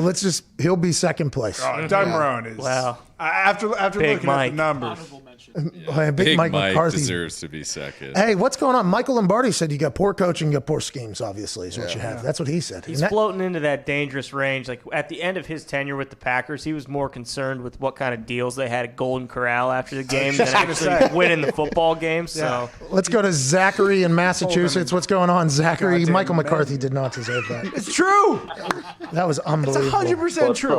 What's going on, boss? Holding a lunch menu instead of a game show. What's going on, boss? Oh, come on. I'm a big Packers fan, go back, go. and so I love watching the games, but I've been noticing it seems like even the commentators and even on your show a lot, Packers are letting up big plays. And I feel like it's the tackling. And, like, do you feel like we could use, like, someone coming in trying to help our team with tackling, or do you think it's something else? Great question, Zach. I don't think we say anything about that. I think we talk about they are opportunistic, I believe is how we describe the Green Bay Packers defense. But there's some games, I think, where some things happen where you could probably go, well, they're not the stickiest defense, I don't think. But I think they do make big plays whenever they have to on more often than not, I think. Yeah, they definitely do. And it is one of those things. It's kind of like, I mean, their defense isn't nearly as bad as the Seahawks defense is, but if their offense continues to put up, 35-plus points a game, you don't need your defense to be sterling every single week. And by the way, that's kind of what Lombardi was alluding to whenever he was talking about the Chicago Bears. They're not going to be able to score with whoever, if a team can score against the Bears defense, which the Packers have that mindset. Like the Packers can score points. In bunches. Especially whenever your offense gets going and you call a timeout to stall everything. Who are you talking about? Mr. Nagy. What do you do? I mean, Foles started getting rolling, calling his own plays, gets things going. Timeout. We're done with it. Why didn't that happen? I don't think I saw that. When did that happen? First half when they were, it was still close. I saw they were moving tempo early, which I liked, by the way, because if you remember back to that conversation a couple weeks ago, Foles was like this to Nagy, basically saying, like, let's run tempo, let's go.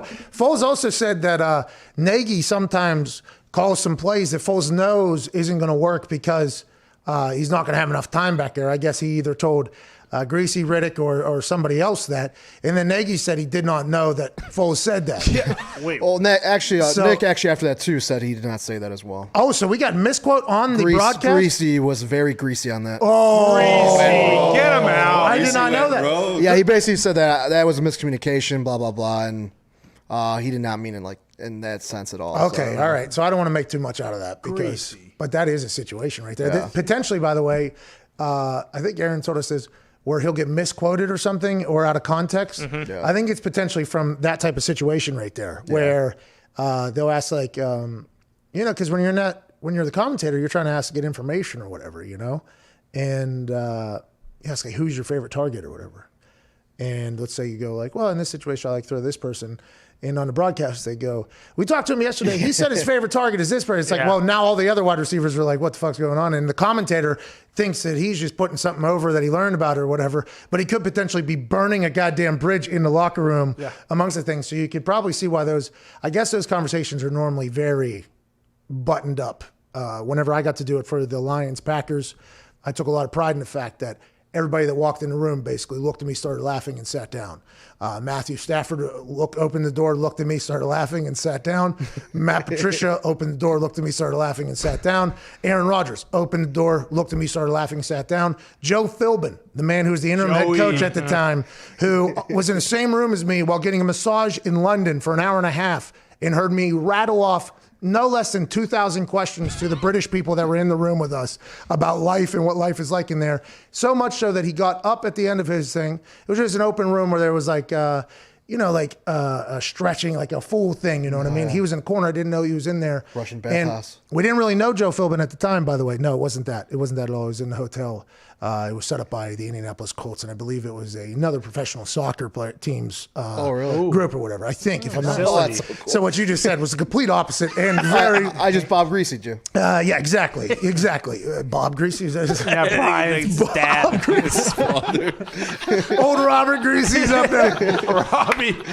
But Philbin got up at the end of that thing, and I didn't even know he was in there. Me and Vinatieri, I think we were probably laughing at something. I mean, it was a good time in there, right? We were... The questions... For about, I don't know, I maybe got stretched for like 20 minutes, and then I was just sitting in there while Vinatieri was getting all this deep tissue stuff, which looked incredibly painful. That's where I bow out or whatever. So I'm just asking questions. Philbin gets up. I'm like, oh, Joe, I had no idea you were in here. And the only way I knew him was when he was at the Miami Dolphins or whatever, and he was on Hard Knocks or whatever. And he didn't seem like a guy that was that enjoyable, right? And then he comes to the Colts, and all the offensive linemen are like, oh, we love this guy. Like, this guy is awesome or whatever. That was my first time ever being around him. Whenever he gets up to leave that room or whatever, he goes, I go, I didn't know you were there. He goes, I'll tell you what, I didn't know what this was going to be like, but I never want to get another stretch or anything without you in the building. And then he said, I appreciate you, and walked out. And ever since then, every day on the field, Joe Philbin and I would talk to each other. And I really was impressed by him as a human. Oh, yeah. And I think everybody that's ever played for him did the same thing. And he was funny, like very, very, very dry, but very, very funny. And we always had these great conversations. So whenever he gets the interim head coaching gig, right? The last time I'd seen him, I think I had said something publicly about something I probably shouldn't have. And he goes, why did you have to do that? Like the way he and I had a very good relationship. And as soon as he opens that door and he sees me, this big laugh, right? And then he sits down. And somebody asked a very serious question or whatever, and he answered it. And he goes, has Pat told you how we really met each other? Like in the middle of it, you know? And it was just like such a relaxed thing. And they said like, well, I didn't know what to expect from him or whatever. But I think those conversations are normally like very boring. Yeah. Like they are very, very, very boring. And I think it's because players don't want to say anything that could potentially be taken out of like a quote, and then it kind of can fuck something up or give something away that they don't want to give away. Because that type of information, as you're calling the game, you can naturally, probably, I would assume, give away somebody's strategy or something. So I think those are normally very buttoned up. I've only been a part of one of them for the NFL. And it was, I guess, very different than it normally is. Do people know, too, like players and coaches, do they know, like, okay, this guy who will be interviewing me, he is known to kind of twist words? I was like Greasy now. I was never interviewed in those things. I didn't even know those happened. Oh, okay. I had no idea that those things were even happening. I thought there was maybe phone calls or whatever. And I would see them go out to practice. Like on Saturdays, they'd be at the walkthrough, the commentator sometime if it was a big game. But I didn't know there was a full sit-down session like there and then at the hotel. I did not know. I know it was kind of high. I was like, damn. I didn't know that all these quarterbacks are doing all these super cool things whenever I was just, passed out in my bed until a team meeting. Or Tossing bags. Just hanging out, trying to figure out what I was going to do. They're out there doing it. I did not know that all happened. So, I guess I would assume that they get a heads up, or a lot of people from the past probably tell them, like, hey, this person did this to me or whatever. But I'm not sure. I've never heard that conversation. I've never been privy to those conversations. I thought I was going to get it one time. I was invited up there to do a feature or something like that, and I did. And turned out it was on a website that doesn't exist. Oh, nice. Come on. Yeah. I got a spray tan for it, the whole thing. I was like, I'm getting a fucking feature. It was on my stand-up, like me doing stand-up and everything like that. I was like, here we go. It's going to happen.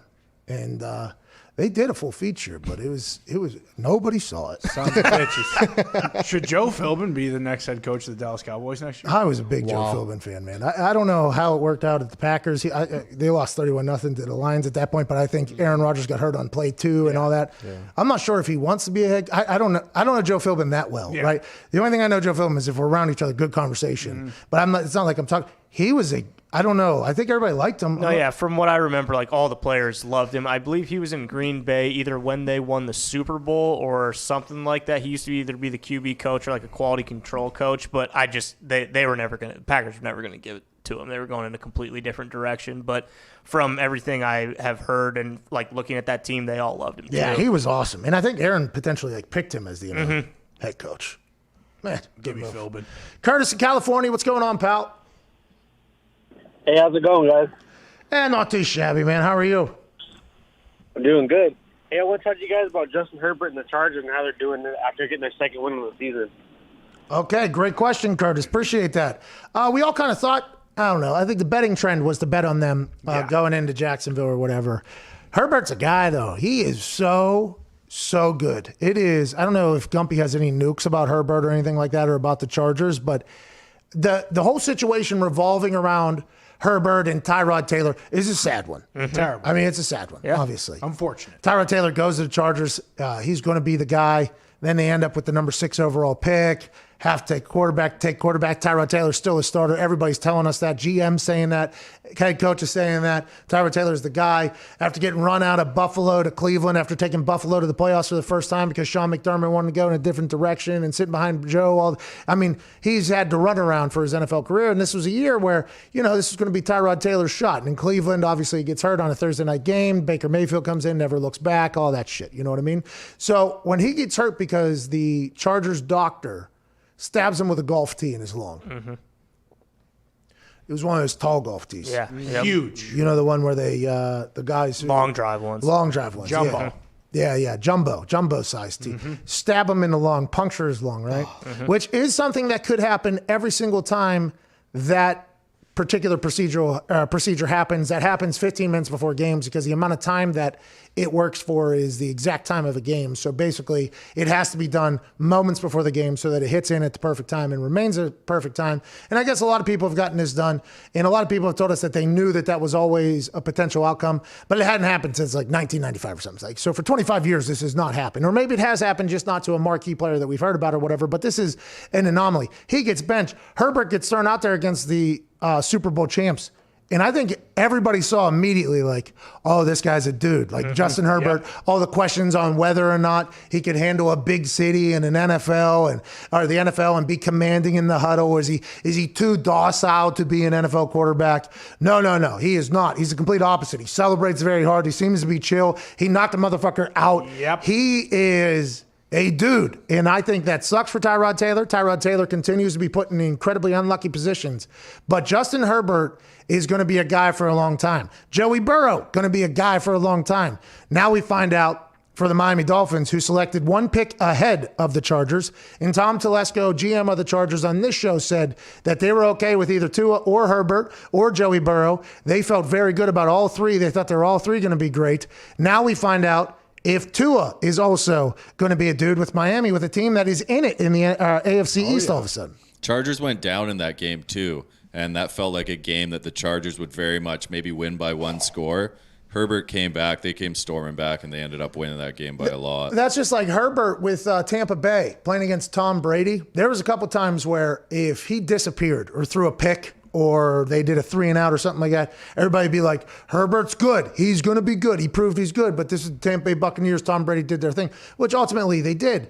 But the Chargers answered on a lot of occasions. Yeah. And it wasn't just an answer like hand the ball off, easy answer. It was him dropping like a 72-yard bomb and rolling out and hitting a target. I mean, Herbert's going to be a guy. And if you listen to Ryan Clark, I think, speak about him, I forget who it was. Somebody told us that whenever you stand next to Herbert, you feel how you felt whenever you're standing next to, I think it was Ryan Clark. When you're standing next to Cam Newton. He's a big dude. Yeah. He seems to have the arm talent. Everybody thinks he's awesome and cool. There's a couple of videos of his teammates fucking with him before the game and him laughing and going back. So he's a good teammate guy, it feels like.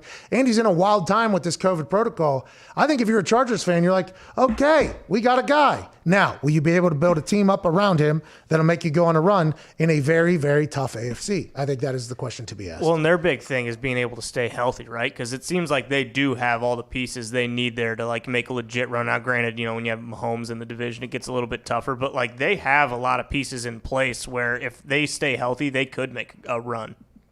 I think so. We got to get to a break.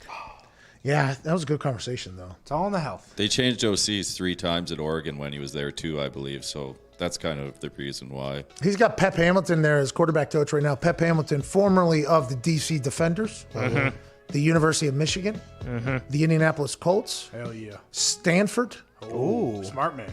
I forget where else he was. I had great conversations with that guy. Always did. I like the Hard Knocks episode of him challenging Herbert. Yeah. Like, it feels like it's a good little pairing, those two. I'm excited to watch Herbert play football for a long time. And Joey Burrow. And Tua. And if you go down, and Patrick Mahomes. Hell yeah. Deshaun Watson. Lamar Jackson. Dak Prescott. Kyler Murray. Mitch Trubisky. Matt Ryan. Tom Brady.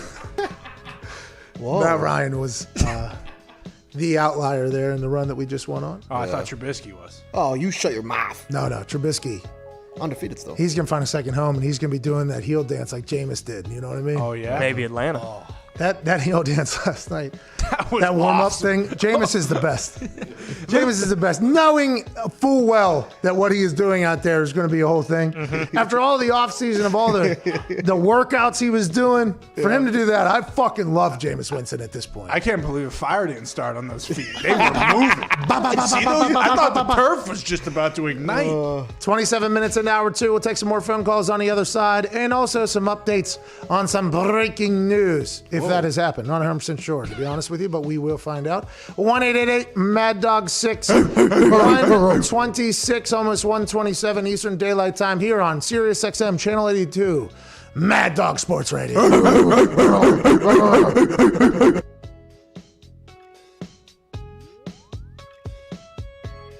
A perennial Pro Bowler, an all-pro, a man who's aging like fine wines, Green Bay Packers legend, Super Bowl champion, from Butte, California, ladies and gentlemen, Aaron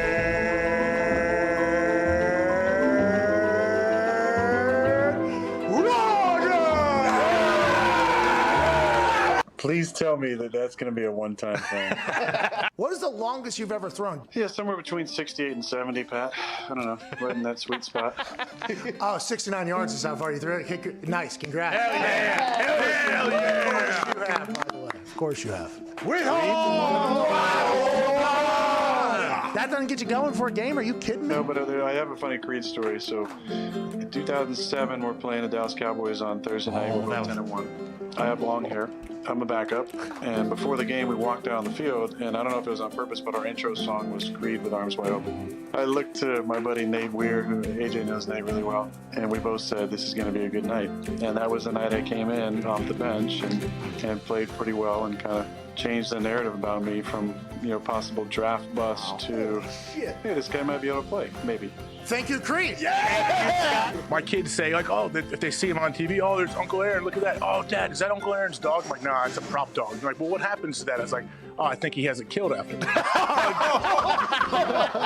What the hell's wrong with you? Like, oh, no, AJ! no. I noticed this past Sunday, you were smiling, shaking hands, giving a lot of high fives to the boys on the side.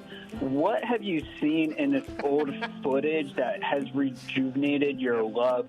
Or is it something else about this 2020 season that seems to have you just in a better headspace? Why am I having so much fun? Bingo.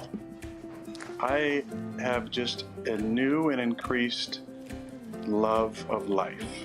And I've made decisions and changes and habits that put me in a lot better headspace. And there's just a lot of things that have come together in my life over the last few months that have really been enjoyable and reminded me, given me perspective on life and in football to view things through the most positive lens I possibly can. And that's why I'm having so much fun. And it starts with love. And then surround yourself with people that you really enjoy. This show is, to get sentimental, this show is just another step in that, because I love Age so much. And Pat, I have so much respect for you and the boys. Like, this was such a fun opportunity. And now I look forward to this every Tuesday.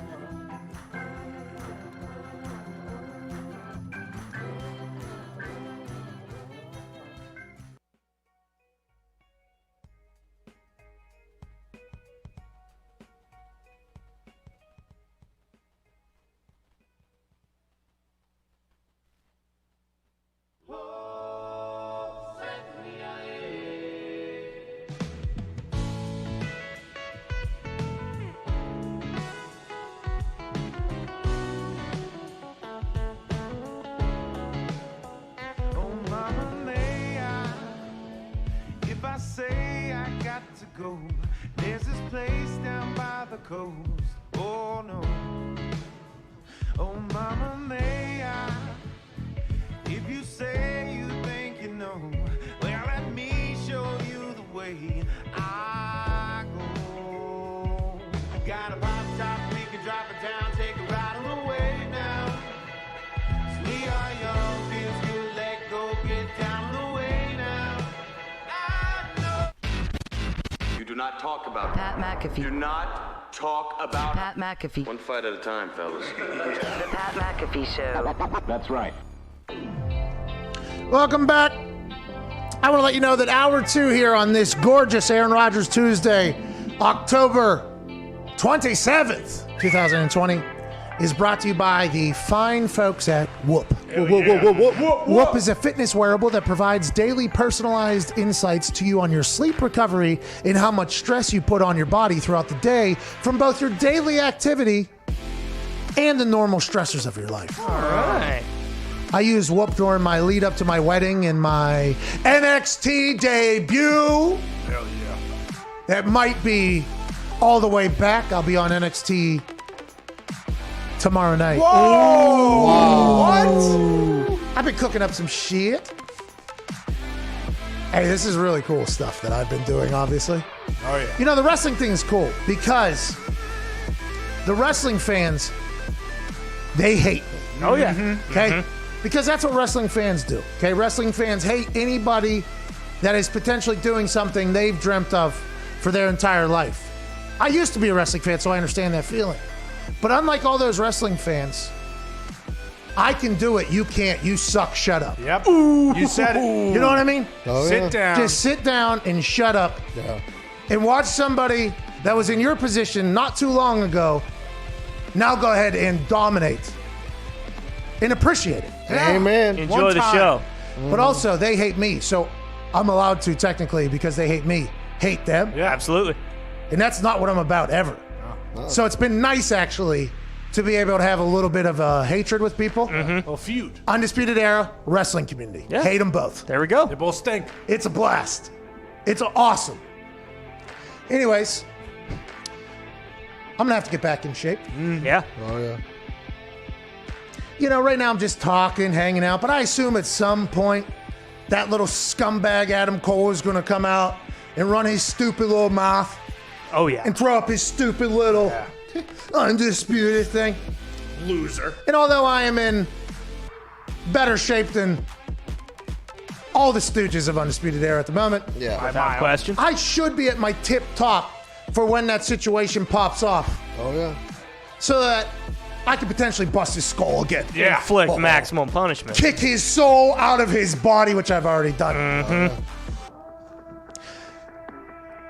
And I'll be wearing my Whoop fitness wearable whenever I do that. Whoop uses your body's vitals, specifically your heart rate variability, sleep, resting heart rate, and respiratory rate as a baseline to provide you with a recovery score each and every morning. You can use this score as an indicator for how you should approach your day. Oh, yeah. One of the great features of the app is their Strain Coach, which takes your recovery score and provides a workout exertion recommendation so that your training is in line with how your body is feeling. You'll prevent overtraining when your body needs some rest and can push yourself when your body is ready to go. The app also has a sleep coach, which tells you how well you slept. You can reach your peak, perform, or get how, depending on what information you learn, you can be your absolute best. Whoop recently partnered with the NFLPA, where every player is going to receive a strap to track their body's vitals as the NFL prepares to finish off this incredible 2020 NFL season. Wow. They've done the same with the PGA, the LPGA, the University of Tennessee. Now, it hasn't worked yet on the field for the University of Tennessee. Sure. But with this Whoop band, all of them are going to be in better shape. There's brighter days ahead for the Rocky Top down there. Oh, yeah. Whoop is offering 15% off when you use the code McAfee at checkout. Go to WHOOP.com and enter code McAfee to save 15%. Sleep better, recover faster, and train smarter with Whoop today.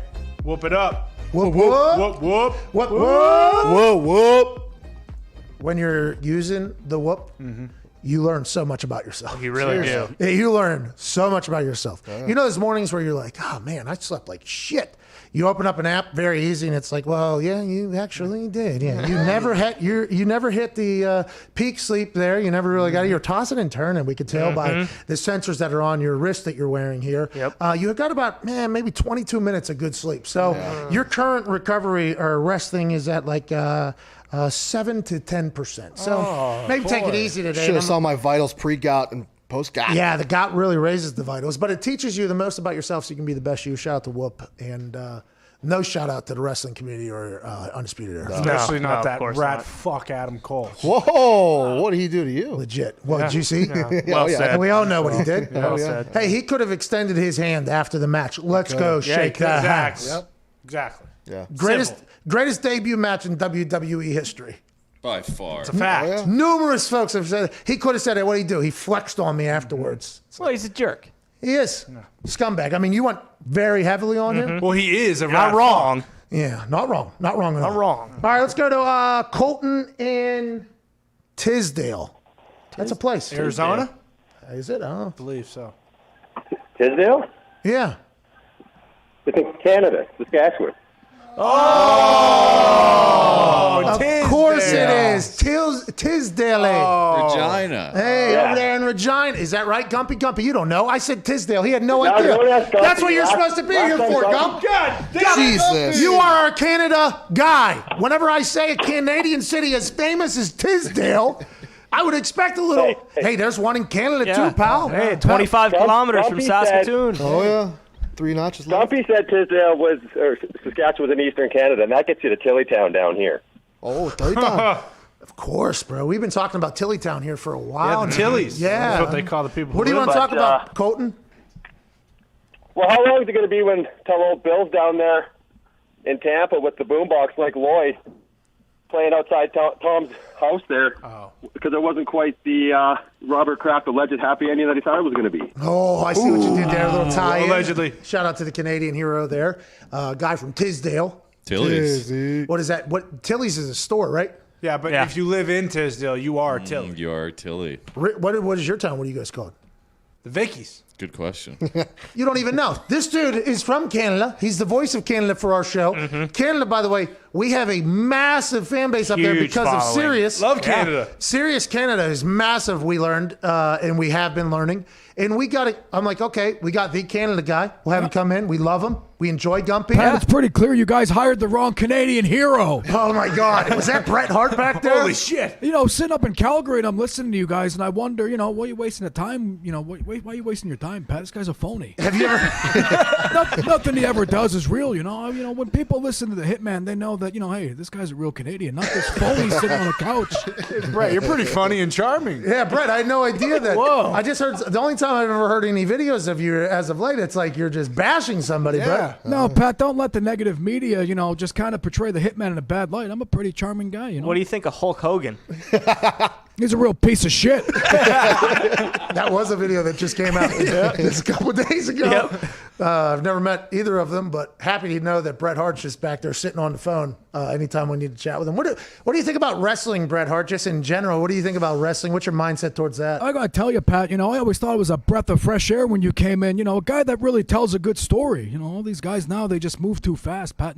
Nobody sells. Oh, it's the selling is the issue in professional wrestling. Is that what you're saying, Hitman? Well, Pat, the selling is why people left the Bret Hart match and said, hey, that guy's real. What he's doing is legit. Not all this phony flip-flopping shit. Oh, jeez. All right, Brett, thanks, man. Appreciate that. Have a good day up there. Hey, you guys too. Take care, okay? Are you in Canada right now? Yeah, back up in Calgary, You like it up there? Pat, it's the epicenter of the world, Is the Hart Dungeon really something to be scared of? I've heard that place is just a tough place to get through up there. Pat, when you grow up and you hear, the screams of grown men like superstar Billy Graham and, Andre the Giant, my father, Stu, used to stretch him pretty good. And, yeah, the dungeon should strike fear in anyone's heart. It sounds so much like it. Yeah, it's wild. I only hear Bret Hart speaking in these little clips or whatever.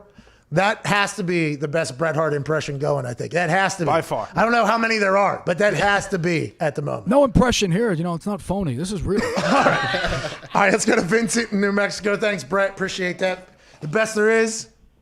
The best there was, and the best there ever will be. Yeah, you're goddamn right, Brett. What do you want to talk about, Vincent? Hi. How's everyone doing on this Aaron Rodgers Tuesday? Not too shabby, man. About 25 minutes away from a chat with the man that you just mentioned there. What do you want to talk about? Yeah. Well, I myself am a big Seahawks fan, and being in the NFC West is terrifying. Yeah. And I'm wondering, do you think it's possible for every team in that division to finish above 500 this year? Interesting you say that. I think they gave an entire speech about how that is possible this year and how all four could make it or something like that. I don't remember if it was Al Michaels or if it was Steve Levy last night. Somebody said this week on commentary that there is a chance that all four can make it into the playoffs. That would be awesome. I don't know if that's ever happened before. I don't think it ever has, but somebody alluded to the fact that it is possible, and I was mind blown by it. I chose not to fact check that, so maybe you should, but it does feel like I recall somebody saying that it is possible all four could potentially make it. The last time three teams made it from the same division was the Saints, the Panthers, and the Falcons, I believe in 2015 or 2016. But four teams have never made it, and it's only possible because of that seventh playoff spot that we have this year. That was added this year. Yeah. More teams, more games. Maybe one division represents the entire thing. Whoa. That's wild. That's because I was thinking about Cliff Kingsbury. He's not getting anywhere near the amount of credit for second-year head coach and how they're doing with a young quarterback. Yeah. And it's because he's in the NFC West where everybody's very good. And it's just kind of like, yeah, that's just how it goes. I mean, he's currently sitting at 5-2, just beat the Seahawks. How come we should be talking about him as being one of the best young coaches in the game. Coach of the year. He is, what he's been able to do, awesome. Obviously, Kyler Murray's been awesome. There's a couple games where they lost me a lot of money for no reason. They played like dog shit. That's going to happen and throughout an NFL season. It's 16 games. Sometimes you're going to struggle. That team's very, very good and a lot of fun to watch, especially when old Buddha's flying around on the defensive side of the ball trying to kill himself, it feels like. If the Niners beat the Seahawks, too, that throws that whole division into just a fiery division. Frenzy. Frenzy. Oh, yeah, you were there. You had, I thought you were. Close. I thought we were gonna go fiery, and then you were gonna go frenzy there, and I was about to say ooh. I was getting ready for the ooh there for it, but instead you just said division, which is okay because that is what it is. It will be a fiery division, but I do believe it'll be a bit frantic whenever everything goes on at the end of the season. Every single game is going to potentially be for a playoff berth for everybody in the NFC West. Oh, funky. And that's great. And it's also going to be happening the same thing, but opposite in the NFC East.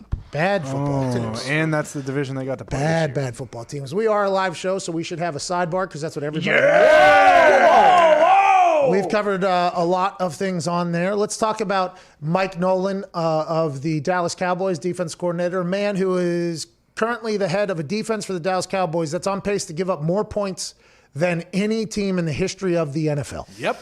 That's a tough stat. This is a man who was retired for a couple of years with Mike McCarthy in his basement, putting together game plans, fake game plans every single week. Or maybe they weren't. Who knows? We don't know what to believe and what not to believe anymore, especially in this world. A man whose defense has not performed well. A man who's one of his defenders went into a conference or Zoom call and said it's impossible to run full speed all the time, which, by the way, is a real statement, but saying it publicly. There's been some comments in the locker room that have leaked to the media about the coaching staff. I'd assume some of that's on the defensive side of the ball. And just yesterday, he had maybe the most Dallas Cowboys of the 2020 NFL season moment, bar none, whenever he had this happen in the middle of his conference call. Obviously, the frustration for him as well is just, look, when he misses them, nobody. Whoops, excuse me. I got something in my eye. Just had some Tabasco on my finger and it went in my eye. Oh, no. Oh. It's terrible. Uses his mask. Yeah. Hang on, guys. Be right back. Hang on, guys. He's losing his fucking eyes at the moment. That was awesome. Have you ever been there? Oh, terrible. Absolutely It's the terrible. worst. Yeah, maybe eat some wings or something, and you have the sauce on somewhere on your finger, and you don't even realize it.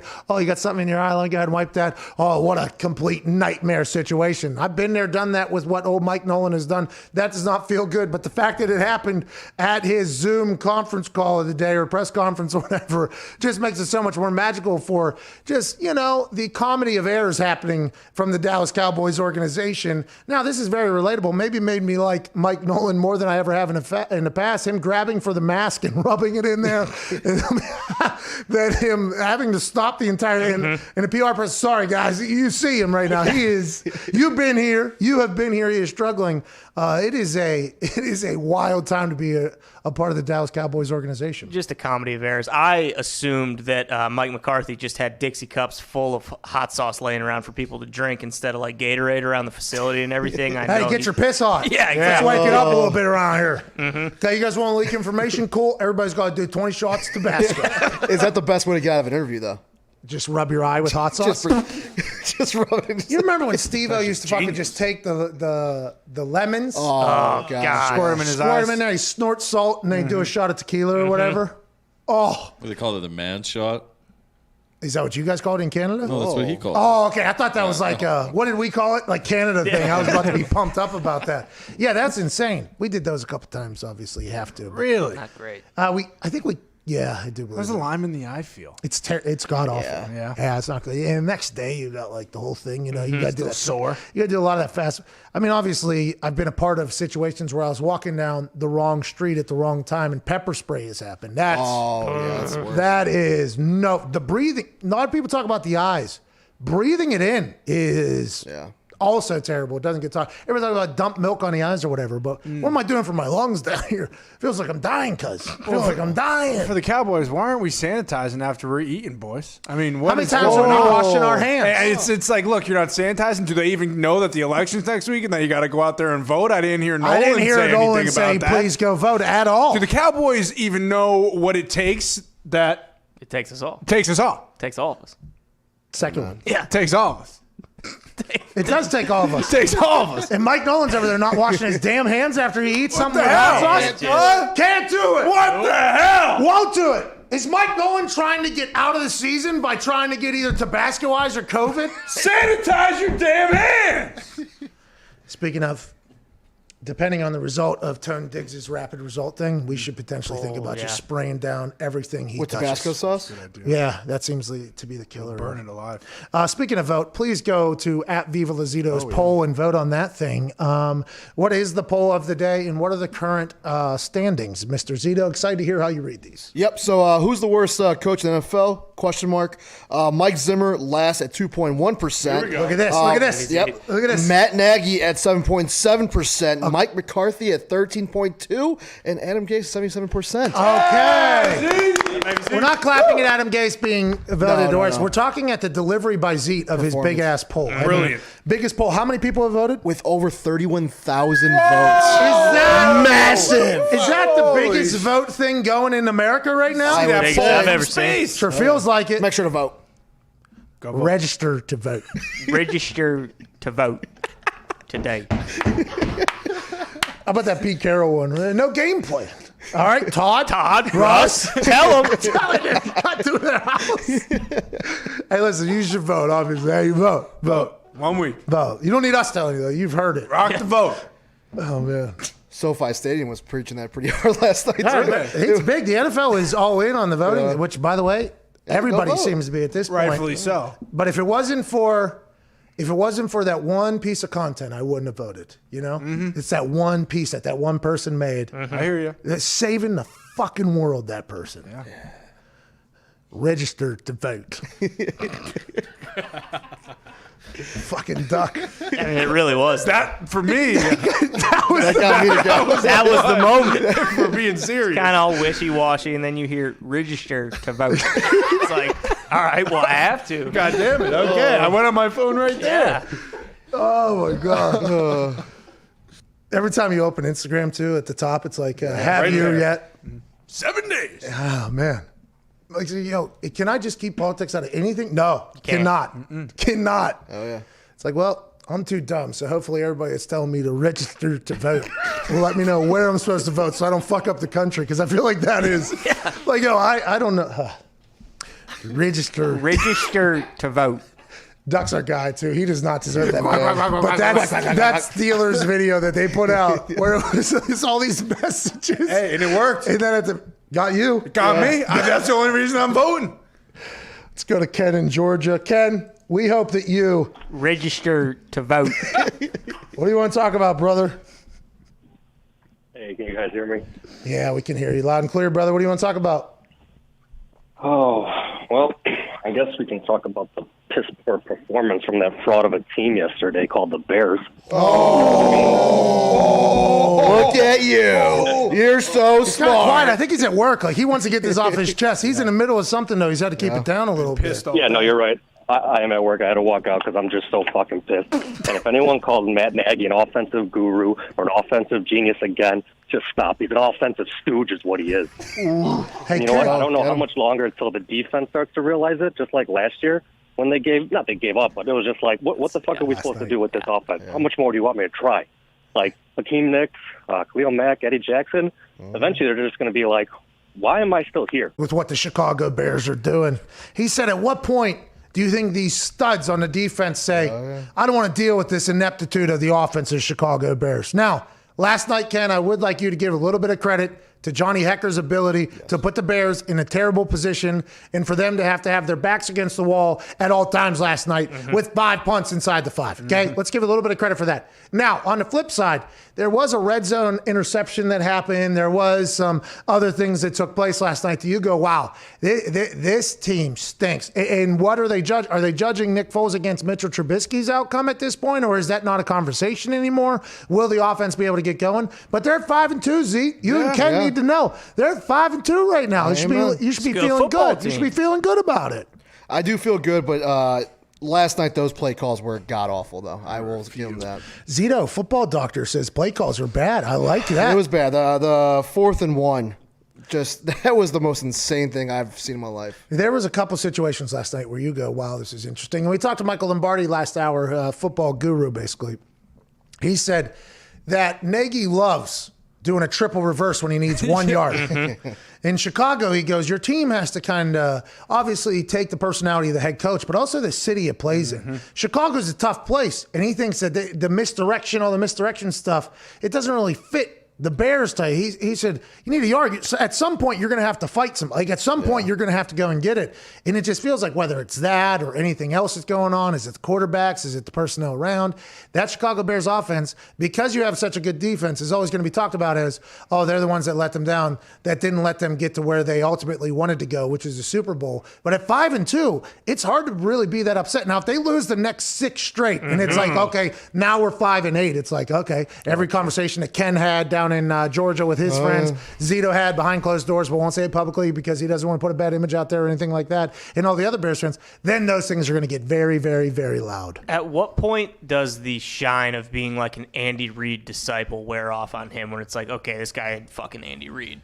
Like, at what point does that come? Because I feel like that's what people are still clinging to. It's like, well, he spent all this time under Andy Reid. You know, he's an offensive genius. Like, at what point are people just like, okay, that's not the case? And that's the same thing whenever you think about Belichick disciples. It's like, at what point is this guy not, this guy isn't Bill Belichick. He's not the guy. But maybe in year 4. You know what I mean? That's when the switch. Whenever you're building a culture, you know, and you got to year 3. I'm sorry. Whenever you're building a culture, and everybody thought you should have been fired the last couple years, and there's a change of ownership, and you've been there for a long time, and you're a Bill Belichick disciple. Maybe it takes 3 years to really get it going. Is that what it is, Fox? 100%. 100%. Matt Patricia has found his groove. The defense has gotten better. Don't even talk about how they played the Jaguars and the Falcons. All right, they've won 2 in a row. They're going to win 6 more in a row, and then we're going to make the playoffs, win a playoff game, 10-6 playoff win, baby. Book it. When Foxy and I were waiting to get our COVID test yesterday. Yeah. Fox and I get tested often, by the way. Yeah. I think that is, we get 2 people in the office every week get tested, but Fox and I get tested on a very regular basis just because we try to do things right while we're sitting there waiting to get tested because it's an entire process. I don't know if people that haven't got tested before, it is an entire process. And yesterday it started to rain and they can't test during the rain. Nope. Because, by the way, the people that do the testing that run outside car to car, like, it was cold as hell. They don't deserve to be, and they're heroes, these people, by the way. Shoving things up people's noses all damn day. So it was starting to drizzle, so we thought we didn't get it. It was a buzzer beater for us to get tested yesterday, which is awesome. We should get our results back today, I believe, and then test today. We'll get the results back tomorrow. We're talking, though, do you think there's ever been like a show that's as large as this show, which, by the way, thank you all for watching and listening. It shouldn't be as large as it is, but facts are it's big. Love you. That has ever had a Detroit Lions like diehard on it? I don't think so. No. There's only like 3 of them in the world. Foxy's one of the faces of Detroit Lions fan bases. He was in a video that the Lions put out, him reacting to that 2-point or that touchdown and then extra point going through for Prater. Foxy is one of the faces of the Detroit Lions right now. And I was telling you, I appreciate you because there's no reason to talk about the Lions as much as we do. So thank you. All right, hour 2 wrapping up here. We're back on the other side with Aaron Rodgers. Go take a shit. Register to vote.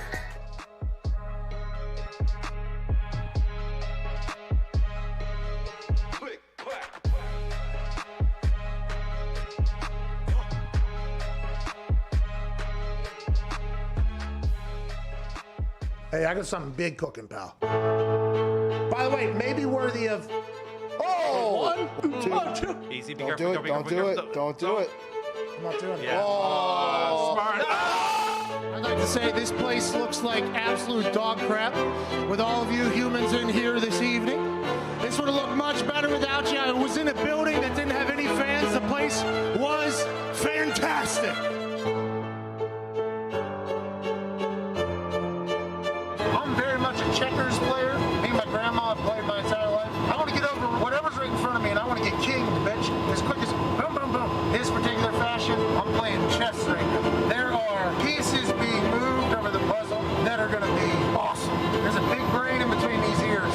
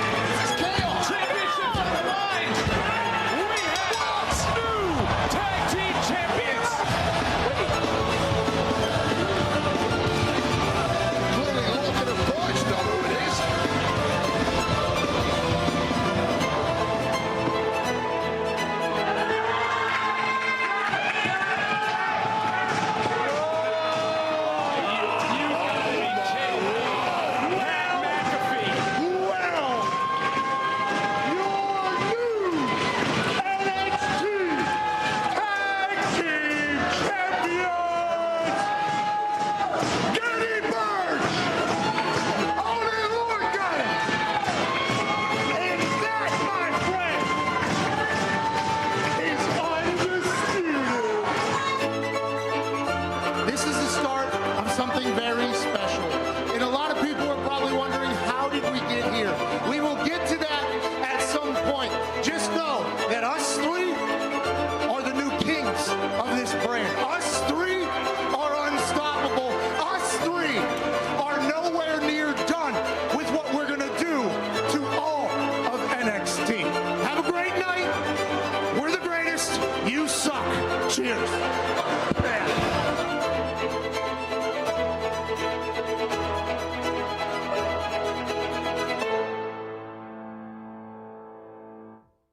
You said in the interview that you would add an extra finger to your scotch drink or whatever. A finger is just what? Just one finger this way or this way? Yeah, like this, bro. So did you do 4 on Sunday? You did a full fucking glass? It was a long night. We didn't get home. I didn't get home till like 11:40. Look at how much scotch that is. Is that what you did? It's not that much. That's 4 fingers, dude. You said you normally do 3. That's 4 right there. But you have those fat sausages.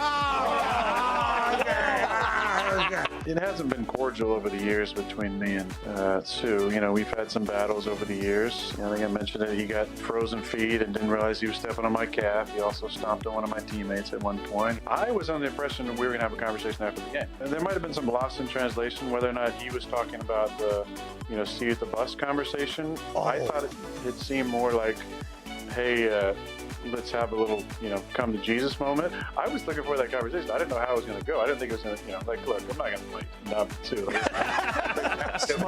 Do you think it was the 3 pumps that potentially got you into deep shit with the football gods, Aaron? You, of all people, a man who is celebrated as much as anybody at your position, you must realize, whether necessary or unnecessary, the celebrations have no correlation in that sense. You needed a kick in the ass. Do you just think everybody was getting kind of too comfortable and had a bye week and had a chance to soak it in? Hey, we're very, very good. Is that what you meant by that?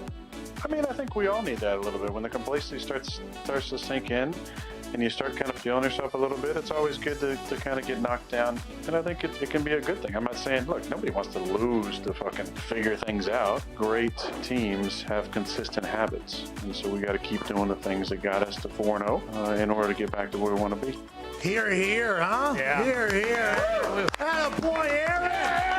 I know you were an extra in Game of Thrones. I wanted to get your opinion on how you think the show ended. So I think many of us were disappointed and confused by the ending. Which one were you? Do you know which one you were yet? The guy running duck-footed heel first with his arms splaying all about. Yeah, no cakes. Weak jaw turned into the alley. Was that you? I think that guy's related to AJ somehow. Oh, shit!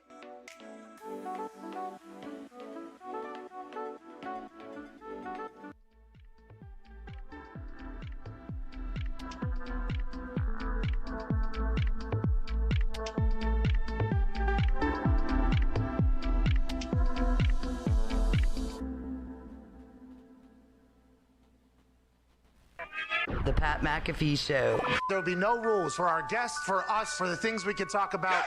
Speaking his mind. I've never had a problem expressing my opinions or my thoughts or anything like that. While being relatable. I haven't had that manufactured fake-ass celebrity that a lot of people have whenever they go on those big networks. I've had a chance to really build my crew, build my following, build my audience. And ridiculous. What am I supposed to do? So I'm supposed to look at something that I can definitely afford and say, nah. Is that what I'm supposed to do? The Pat McAfee Show starts in 3, 2, 1. Good afternoon, beautiful people. It is 2:02 Eastern Daylight Time, and it is officially Aaron Rodgers Tuesday. October 27, 2020. Another Aaron Rodgers Tuesday has come to us in a beautiful fashion. This week, it comes after a massive dub, okay? Massive dub. Slicing, dicing the Houston Texans. He and Devontae Adams almost had 200 yards together. Bunch of touchdowns, celebrations. Life is good. Is he on right now? Ladies and gentlemen, alongside an incredible man who's won a national championship and a Super Bowl, AJ Hawk. The man joining us in the middle after a big dub Just days after learning that defenses had his offense figured out, he went out and did the same damn thing he was doing for the first month and some days to begin this season. Ladies and gentlemen, number 12, Aaron Rodgers.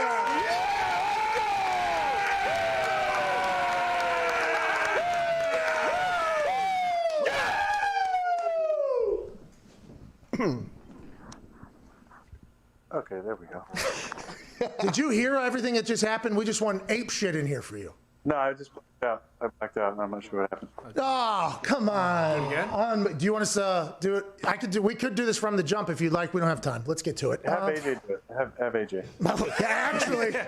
Hey, by the way, Mason jar, real crowd pleaser. Last week, whenever you were drinking out of that, I'm a big fan of that move. Is that just what your kitchen is? Just a bunch of mason jars and paper plates and stuff like mine? No, and it's vodka, by the way. Oh! Could you imagine them writing right now? Aaron Rodgers is potentially dealing with an alcohol problem on a Tuesday. Or let's talk about the game. Immediately after the game, you were asked about Davante Adams, and you said something to, Davante and I talked before the game.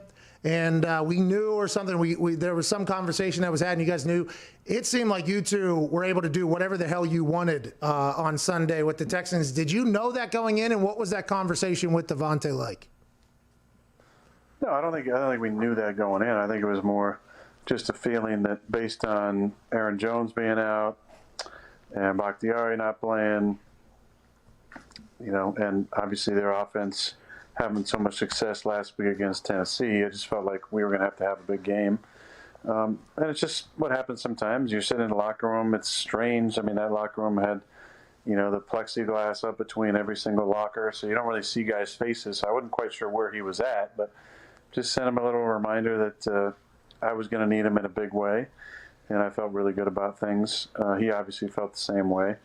I just think it's important sometimes to remind star receivers. I used to do this with Jordy Nelson all the time, just to be patient. I think especially in a game where you got to make plays, you're expecting to make plays, just to have patience with the way things go, because you got to get in the game and see how teams are playing. Now, thankfully for Tay, we got off to a really good start in the beginning, got him a touchdown on the first drive.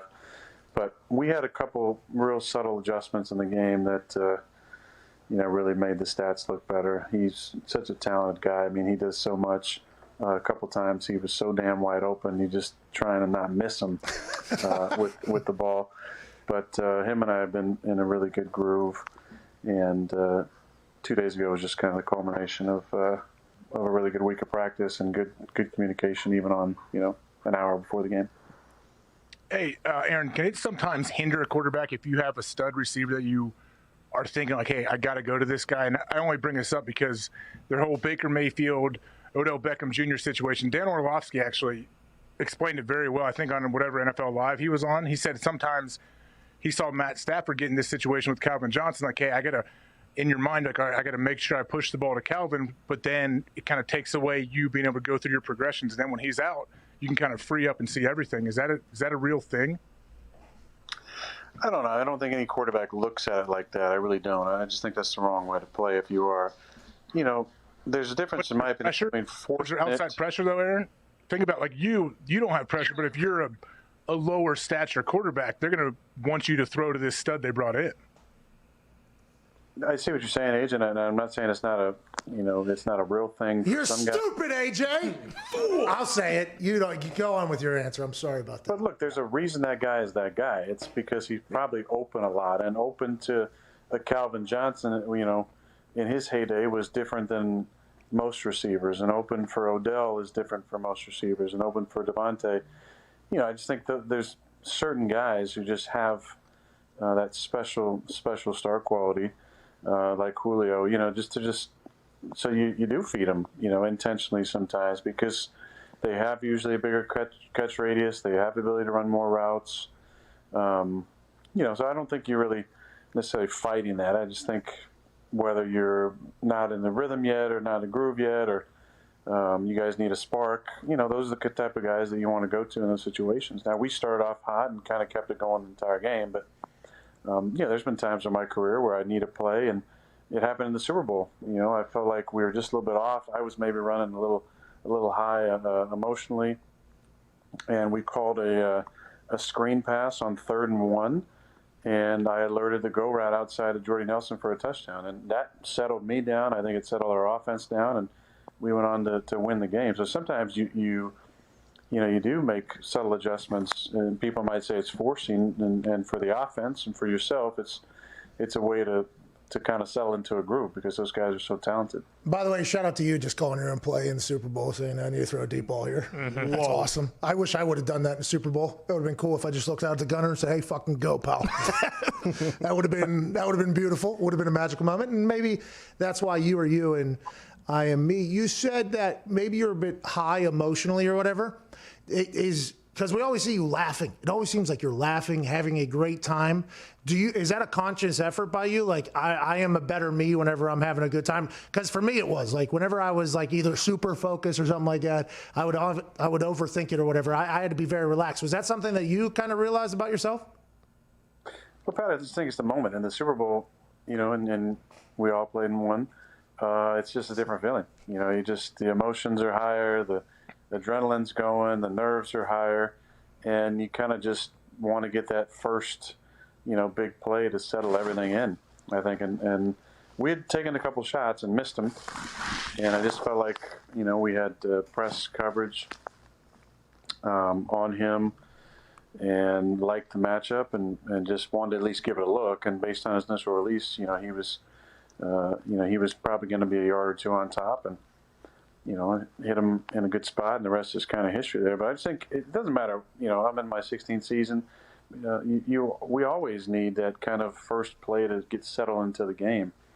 Whether it's a deep throw or taking a little shot, or getting outside the pocket and running.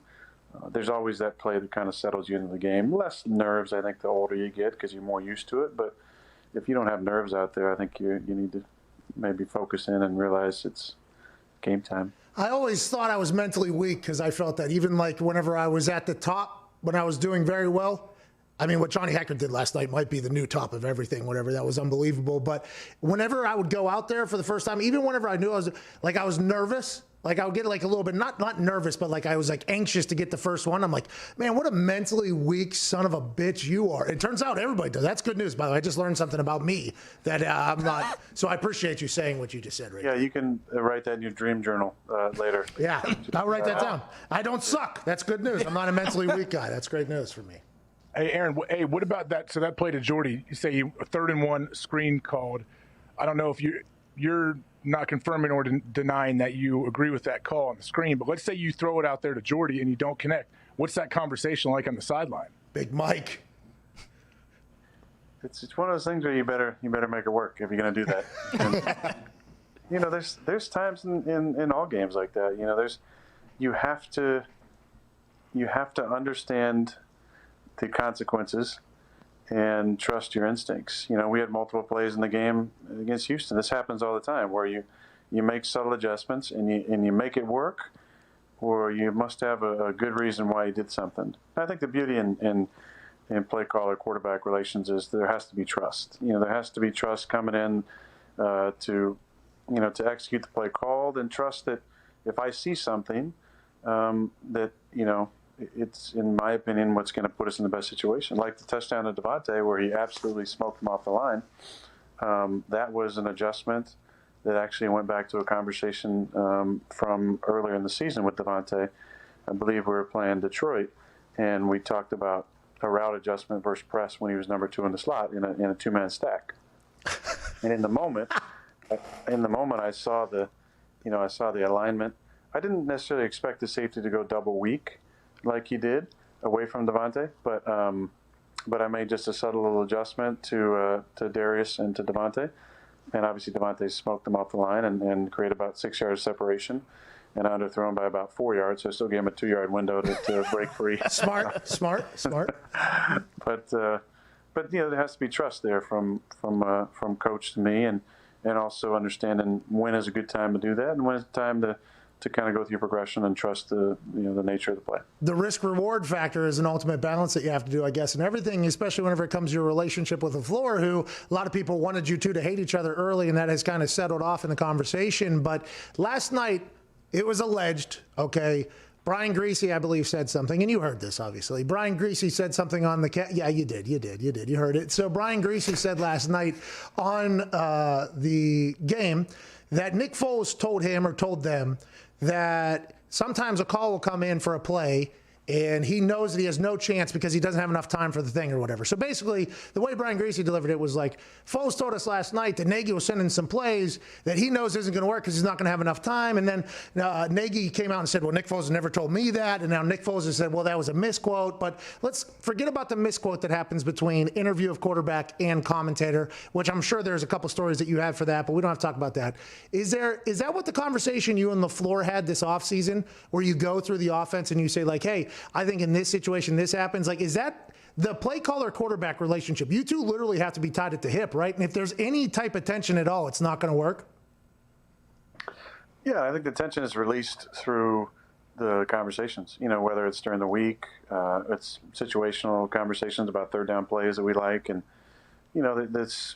everything is complicated, whether overcomplicated or complicated right to the right amount.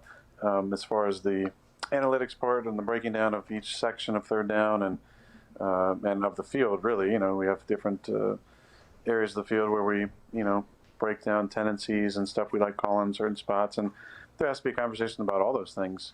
And the thing I enjoy about working with Matt is, there's been a lot of great conversations throughout the off season and during the regular season about stuff that we like and why we like them, and he'll show me a clip that he likes it from, or I'll refer back to something that I like or something that I saw or something from years past on a reason that I like one play over another play. And, I think it really helps him see how I see things and vice versa. When I understand the why, it really helps. That's just kind of how I've always been as an athlete. Just understanding why we're doing things helps me kind of see the entire picture. And as quarterback, you really have to see the entire picture and understand not just the play call, but the protection, the stress points and protection, and the subtle adjustments you can make within the play, and then how to kind of go about the play to use the scheme to your advantage. God, there's so much going on. Yeah, there is a lot going on, and pivoting off of that, Aaron, goes in line with it. I know you in so many years of playing in Green Bay, you've had a lot of celebrities that come watch you play. Oh yeah. Who are some of your favorite celebrities, maybe at away games, that you have seen that you may or may not have been catcalling certain celebrities on the sidelines during warm-ups at times? Doing what? I don't know. I think it needs to be more specific here. Well, but Chicago for sure. Scott Who? Stapp is. Scott Stapp! Well, yeah, of course, Scott I'm Stapp. thinking, hell yeah. I don't know if we won this game, Aaron. You'll know if we won the game. Tim Allen? Tim Allen. It mutes you, but no. I don't know if we won this game or not. We were in Chicago. It was a night game, and there was a certain actor. I think he had a mustache at the time, and you were very excited, and you could not stop trying to get his attention during warm-ups. I don't know if you're talking about Vince Vaughn or Will Ferrell or. This was Cusack. Oh. It was neither of those guys. You're talking about Cusack, John Cusack. John Cusack, yeah. Yeah, he's definitely up there on favorite celebrities we've seen. Will Ferrell's been to a game. Kevin Durant, when we played the Redskins, he was wearing Redskin colors. But Kevin Durant has been at games. Anthony Davis, who's a Packers fan, has been to games. We've had the Milwaukee Bucks at various games. CeCe Sabathia, way back in the day when he was playing on kind of a rented loan contract for the Milwaukee Brewers, came to a game. Harry Styles from One Direction fame. Oh, you know Harry Styles? Hell, that's your guy. That's your dude. We love having Harry. The Jonas Brothers have been to games. No, the Joe Bros. What? Nick and Joe. No. Age was really excited to meet with Joe. I think it was right. Age. Yeah, the oldest. I think I met the middle one, right? The guy that sings. Oh, Bill. Yeah, right. Age is a big Shakira fan too. So he Really? she was rumored to be at one of our games I think it was in Dallas a few years ago, and I don't think she showed up. He was kind of bummed out. That's a shame. You said all these people, and I would assume they all come talk to you, which is one of the perks of being the quarterback of the team. I would assume they all come. No, they don't. They don't talk to you. A lot of shrugs there. You know what? Before we keep going, there's one person who's going to get really upset if I don't mention him, and that's Kevin from The Office, Brian Bumgarner. Oh, who's a good friend of AJ and I. He's been to a few games. He's a great fan. Met him years ago. Also, I think I'd be remiss if I didn't talk about his, finish this year at Tahoe, which was his best finish of his career. Congrats to him, Bumgarner. Attaboy. There you go, Kev. Kev. Good job, Brian. Yeah, really excited for Brian. He's definitely gotten out of the Barkley groups and into kind of the more middle of the pack groups, so we're proud of him with his golfing. You're talking about the Eddie George, Charles Barkley, AJ Hawk groups, the things that you're referring to right there, I believe, at that Lake Tahoe thing. How come you've not said Lil Wayne yet? Yeah. Lil Wayne has been in the locker room actually post game. What was that like? What's Lil Wayne like in the locker room? That was amazing. I think that was during our playoff run. Well, that was during 11 when we were really good. I think Age probably remembers. I think he got a picture with him. I didn't get a picture at that time, but I still have a soft spot in my heart for Green and Yellow when it comes on. Oh yeah, hell yeah. His remix of Black and of Yellow, a Wiz Khalifa song, I believe. Yep, you're hip. Yep, you know. Thank you. Yeah, I'm definitely up to date with my rap these days. Yeah, well, you just crushed it right there. I think you just slaughtered it. Wiz Khalifa has a couple new songs out, by the way, from Pittsburgh. Great rapper, loves marijuana. Let's go move on the conversation. Last week, do you know that? Well, you did. You were there. The reaction to your Zoom conference call, where you were asked about defenses figuring out your offense and you said 1 of 5 or whatever, the reaction was awesome. It was like, Aaron Rodgers is in a bad mood. Aaron Rodgers is moody. This is what happens when Aaron Rodgers loses games. He's moody and all this. Like, it was everywhere. It was awesome to watch, by the way. Just like, as not you, it probably sucked for you to hear all this shit, but you've been hearing this for your entire life, so you're probably used to it. But for me, just watching this thing kind of catapult, because I knew I was going to get to ask you about it. When you sit there and you say something like that and you watch the world react to it, what are your immediate thoughts? Just immediate thoughts while watching. I didn't see a lot of the reactions, to be honest, Pat. I really didn't. You missed it. They were good. And Tom Fanning, who's works PR with the Packers, didn't alert me to a lot of stuff going on. I will address, last Wednesday, I think it was one of the poorest set of questions that I've received all year. Okay. Those people got a job to do. We were 4-1. And I think I've been really good on those. And I try and be as thoughtful as possible and give them answers that, that answer the question and maybe give them some insight. But I thought, some of the questions were just poor questions. So poor questions don't always get the same type of answers. And look, I know they have a job to do, and I'm not saying it's easy, but when it started off, the way it started off with that question, beginning the press conference, it really didn't get much better at that point. That was the first question? I didn't know that was the first question. Yeah, that was the first question. Hi, Aaron. Happy Wednesday. Okay, so your offense stinks. The entire NFL figured it out. What are your thoughts on that? What a hilarious start to a conversation. That's awesome. And it didn't get any better from there. So, I can't say it was everybody. I don't want to throw everybody under the bus, but there were a few good questions in there. But I'm going to talk to them tomorrow, and I know they can do better than they did last week. Right there, you just either made somebody's day for saying that, or whoever potentially asked that question is now going to run with this and act as if like Aaron can't, like that's what they're going to do to this. But that everything you say is going to cause a firestorm anyways. Well, look, I don't think they should be sensitive about it. It's Mark Danos. I've known Mark for years, and I've been on his radio show and worked with him for a long time. And I think Mark does a really good job. I don't think it was a great question, but hey, you're not going to be perfect every single week. I'm sure, maybe there'll be some sensitivity.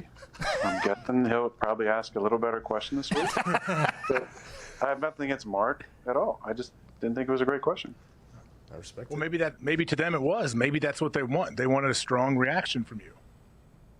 I didn't give them a strong reaction. I just told them that 1 out of 5 teams have figured us out. So And then what was the next question? No, what was the next question? Because I enjoy interviews. Like, I enjoy them a lot. I enjoy how conversations go. Like, I think it's a very captivating thing. Whenever you start with that shot, okay, that's just a pow. All right, here we go. We're leading off with this thing. You automatically, I assume, like, oh, it's going to be one of these days. What was another follow-up question that was just, like, in your eyes, like, why are we framing the question in the way that we just did? There was a lot. There was some similar ones to that where, just, to me, it was questions that didn't even give you the opportunity to give a thoughtful answer. And I looked over at Tom a couple times during it, and I wasn't trying to be rude, but I couldn't believe what these people were asking. And again, it wasn't every single question, but it was like, come on, like you're with me every week. You know I can give thoughtful answers. You know I give them a lot of time. Let's frame it.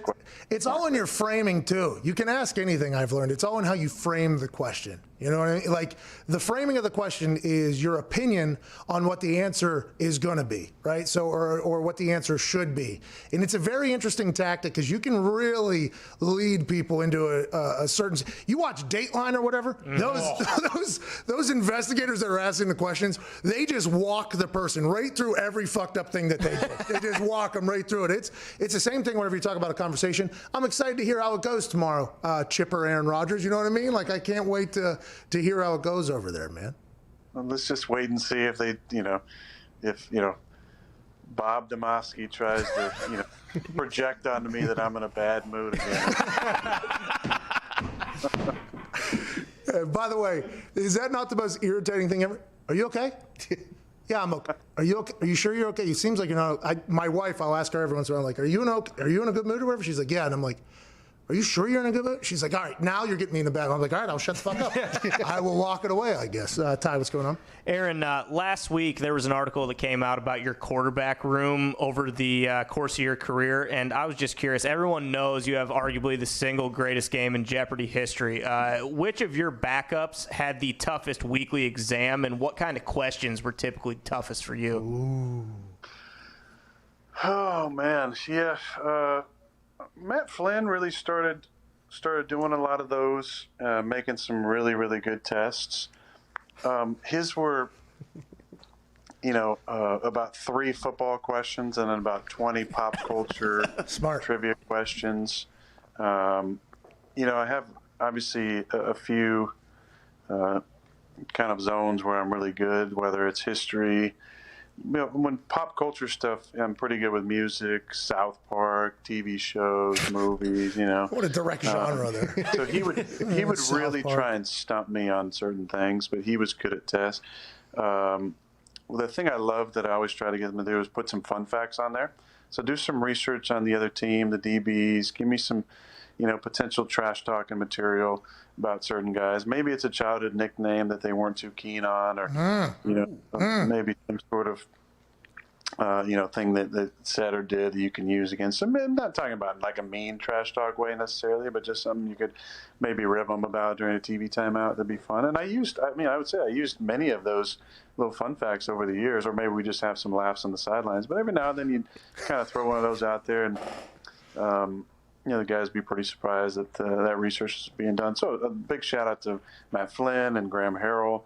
Brett Hundley was really good at him too. He kind of carried the tradition. Tim Boyle's done a really good job, and now Jordan's been doing them lately, and he's easing into it. He's still a little football heavy at this point, but. Hey, stop taking it so serious, okay? This is not a serious. We appreciate you being dialed in, but let's get to the 8th grade report of insert name of corner here.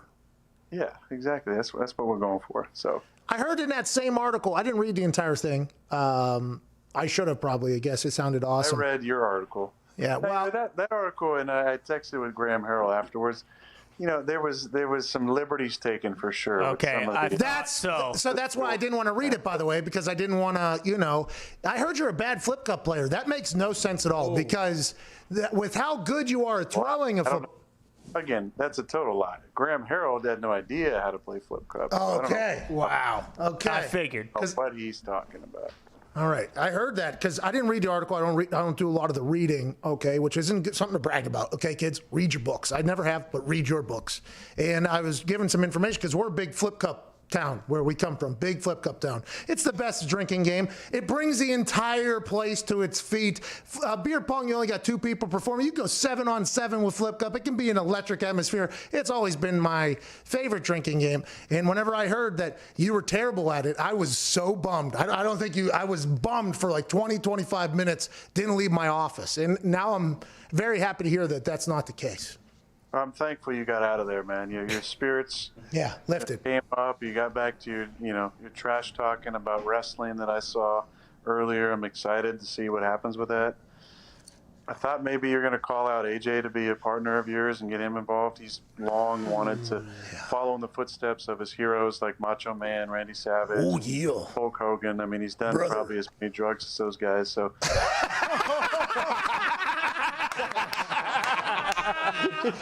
A lot better if I did. We always wondered, Aaron. We always wondered. Hey, did you get a chance to, before we let you go, you're so generous with your time, by the way, and we can't take. Did you get a chance to watch any of Letterman's new conversations on Netflix? He talked to Kanye. I'd be intrigued to hear your thoughts on that conversation.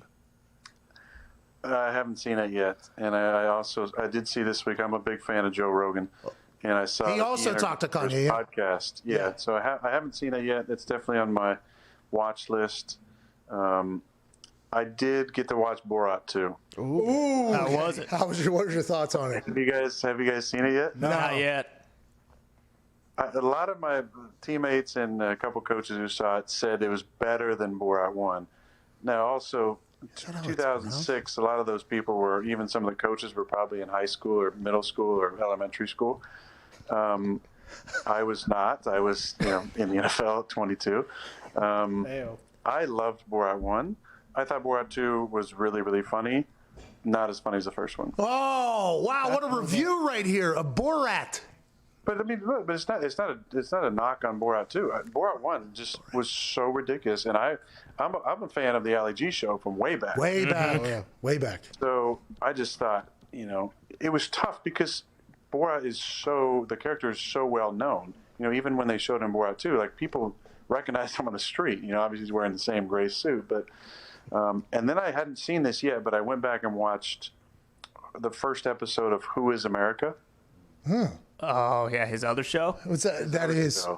And the first episode is unbelievable. Hey, Sacha Baron Cohen, he did this interview, or he wrote something. He just typed out something as himself. And he talked about how his genre of comedy is something that can showcase and the realities of certain things or whatever. He has to be so fearless, that guy. He told a story about how he wrote in that thing, and I think we've seen it, where he was at a rodeo or a fight of some sort, and him and his ex-boyfriend, and he said chairs were getting thrown at him. He had to get rushed out of a back. He has to be one of the most fearless humans in entertainment world. And that was in Bruno. That was when he had that gay scene with down in the Deep South when they were wrestling. I mean, and I talked to a guy who was a producer on the Borat movie. When he sang the Kazakhstan anthem at the rodeo, they surrounded the bus and they weren't going to let him leave. They wanted him to get out of the bus. They wanted to, beat the hell out of him. So. Like what Indomitian Sue wants to do to you. You know what I mean? I think we're on okay terms at this point. But I mean, Sacha is his comedy is it's pretty incredible what he's able to get away with, and I think a lot of times he goes after the same type of people. It's just amazing that when you look it up, because you're watching this, especially last night, we watch this and I'm like, there has to be actors, right? Some of these people have to be actors. Like, it cannot be. But then you go back and look, and these people are like normal people. Now he figures out ways to fool them into thinking that this is a real event they're doing or whatever. But it's still amazing that, some of the views and ideals of some of these people that he's able to dupe.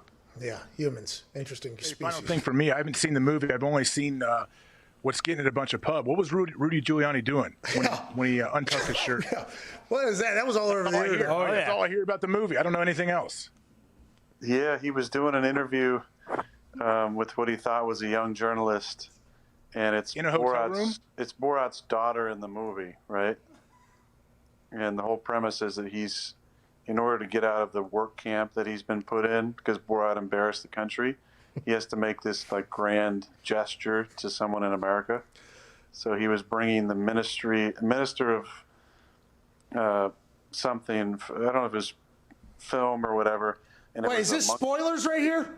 It was a monkey. No, this is in the trailer. Okay. He was bringing a monkey to America to give the monkey away to Mike Pence or something. So when all this stuff didn't work out, then he, is going to give his daughter away, and Rudy thinks it looked like he's taking off his mic pack maybe, but there was some there's some weird things said. You just got to watch it for yourself. All right, can't wait to watch it. That sounds great. Mr. Rogers, why have you not watched Ted Lasso yet? Yes. And how does that not make it into your time when you're not watching film? By the way, we know you watch film all the time, and maybe you just put other stuff on to go to sleep at night or whatever. I don't know how you haven't watched that yet, honestly. There's a new show out, a new trivia show. It's a new old show called The Weakest Link. Oh, goodbye. Yeah. So I've seen a couple episodes of that. Other than that, I haven't really watched any TV besides last night watching a little bit of Borat. Hey, is it not Borat, by the way? I don't know. You tell me. You're the fan. I don't know. You did a critical acclaim of fucking both of them there. I don't know. I think it's Borat. I think. Okay. No, it might be Borat. You're smarter than I am. When you go on Jeopardy, you did the Jeopardy thing. And Ty, what did you say? You had the high score of all the best games? Arguably the greatest single game performance of all time. Will you ever go on just normal human Jeopardy? Well, not normal. That's because that's like the nerd Super Bowl, right? Do you think you could perform well against the Jeopardy Jameses and all them? Well, not against him. No, he's him and Ken Jennings are the two best players of all time. Amen. James rewrote the whole strategy on how to play. I mean, he put people away in the beginning by going for the biggest clues and then doubling his money, and then his ability, he's just such a savant, like the ability to like figure out wagers on daily doubles in order to get them right and equal dates that would correspond to important events in his life. I mean, that to me, it was unbelievable. I think he's a Chicago Bears fan, which I don't hold it against him because he's a Jeopardy hero. But no, I couldn't compete against him or Ken Jennings. I think some of the other, when there's not one of those type of players on there, I think I could maybe do okay. But I'd probably do better against celebrities. Against me and AJ. That makes a lot of sense. We're dumb. You're smart. You're athletic. You're great. Good luck this weekend. You're going to play fantastic. Thanks, guys. I always enjoy seeing you. Ty, especially you, buddy. You buried him last week. No, you buried him last week. Hey, guess what? Got to get better. And you did, by the way. Get better. And you did. That's right. Hey. He's been trying to say about my Chuck Norris shirt, by the way. I don't know what that is. Chuck Norris. Chuck Norris. America wasn't ready, baby. Hey, Aaron, do you think? So I know Pat didn't notice. I noticed that your camera angle was slouching lower and lower. As I was trying to go this whole talk without mentioning your shirt because you've been trying to shoehorn into this conversation. I love Chuck though. I don't know anything about him. I put on this shirt just for this interview, and I just wanted one little recognition for Carlos. He's a Northern California guy. He's a legend. He's in Silent Rage, one of the greatest movies of all time, and Expendables. Yeah. I just think we need to give him his due right now. I have no idea who you guys are talking about, but somebody does. Walker, Texas Ranger. Oh, I know Walker, Texas Ranger. He fucked over Ben Stiller at the end of Dodgeball. That guy. Yeah. I remember him. Yeah. Fuck. That's what you remember. Chuck That's Norris. all you remember from him. Yeah, that's it right there, pal. Thanks a lot. Some roundhouse kicks, huh? Yeah. By the way, Kondo is a zillion twice or something like that, Infinity twice. I remember all that, but I don't know much about him. Ben Stiller is your favorite actor? Yeah, you like Ben Stiller a lot. Have you ever met him? I love Ben Stiller. He's great. You just know everybody, huh? Your phone is just like, boom, I'm one text away from insert name of world leader here. I know this person. Is that what it's like to be Aaron Rodgers? I'm 1 degree of separation from a lot of really cool people, yourself included, Pat. Thank you. Ladies and gentlemen, Aaron Rodgers. Thank you, Aaron. Love you, Aaron. Good luck this weekend, bub. Thanks, guys. Hey, those questions better come correct tomorrow from that fucking media. I'll tell you what. At least start better. Did you hear that, AJ? Who's asking the first one? That person's got to be nervous already. It is real, though. Sometimes those reporters, and I'm not saying everybody, obviously in every single profession there's a couple people, that are give a bad image to said whatever, or maybe just have a bad day and ask a bad question. But there's some of those press conferences and now there's Zoom calls or whatever, where somebody will ask a question, they won't get the answer they want.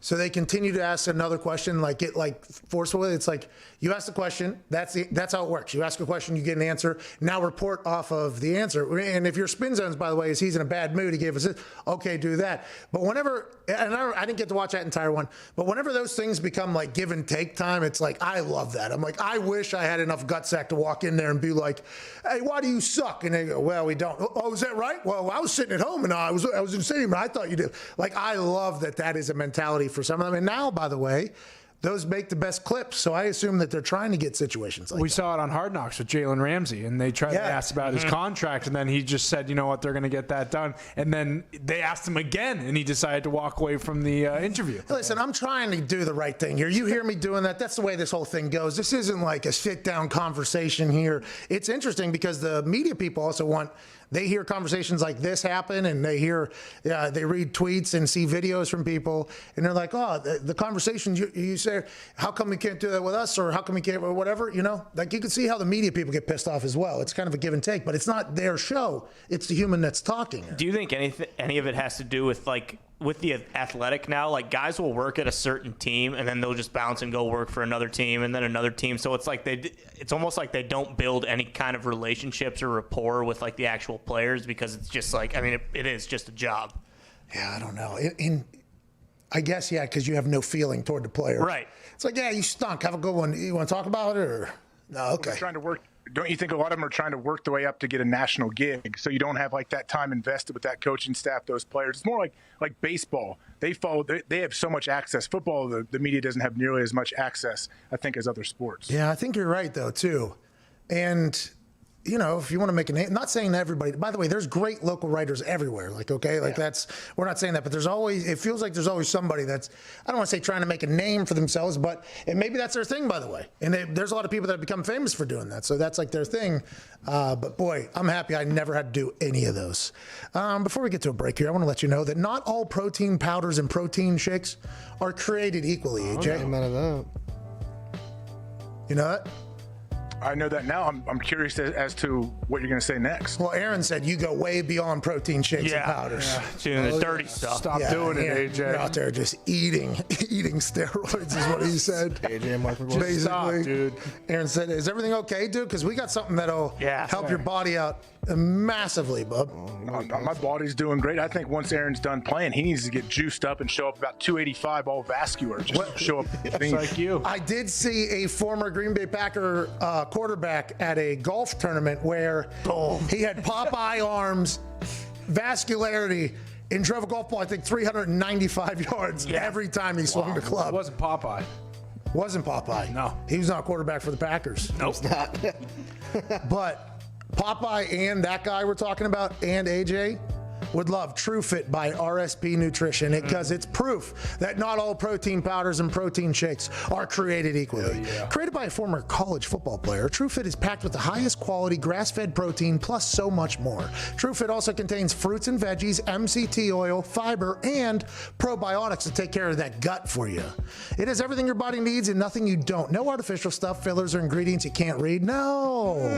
It's amazing no matter your fitness goal or lifestyle. You can use it for post-workout recovery recovery or as a healthy shake or meal replacement if you're trying to shed a few pounds. Okay. Sounds good. Their chocolate one I've been meal replacing with. How is Pretty good. It's very good. Very, very, very good. TrueFit is actually available in 4 flavors: chocolate, vanilla, cinnamon churro. I would not recommend that one. And new cold brew coffee. The cinnamon churro, people need to know, is not going to taste like Cinnamon Toast Crunch, which is what I thought. I want to chug it, and it does. It might be for other people, but the chocolate one is unbelievable. Best chocolate protein shake I've ever had. I'd assume the vanilla one is the same way. The cinnamon churro didn't tickle my fancy, but it might tickle yours. And the new cold brew coffee, my lady loves. Just yesterday, TrueFit cold brew coffee was chosen by GQ as their best protein powder for early morning. Wow. Here's a special deal right now for listeners and watchers of this show. You get 20% off TrueFit with code McAfee when you go to rspnutrition.com and use code McAfee. Once again, you'll get 20% off at checkout. RSP is so confident that you'll love their products that they offer a 100% money-back guarantee. TrueFit, it's so much more than just protein. Hell yeah. Hell yeah. That's rspnutrition.com. Code McAfee, MCAFEE, 20% off. The chocolate shake is very, very good. Oh, yeah. Cinnamon churro one, I could not do it. A little clumpy. Yeah, you got to have a good shaker. But it was unbelievable. The chocolate one's the best one I've ever had. I'm almost addicted to them. 45 minutes into the third hour here on this Aaron Rodgers Tuesday, October 27th, 2020. We'll be back on the other side with some phone calls and AJ Hawk. Wow, AJ Hawk will be here. What? Wow. Channel 82, Sirius XM, Mad Dog Sports.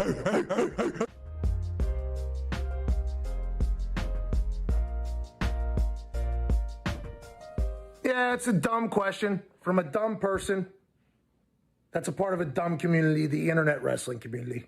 Let's talk about hospital rooms, pal, shall we? Let's take a trip back to NXT TakeOver 30. You remember that?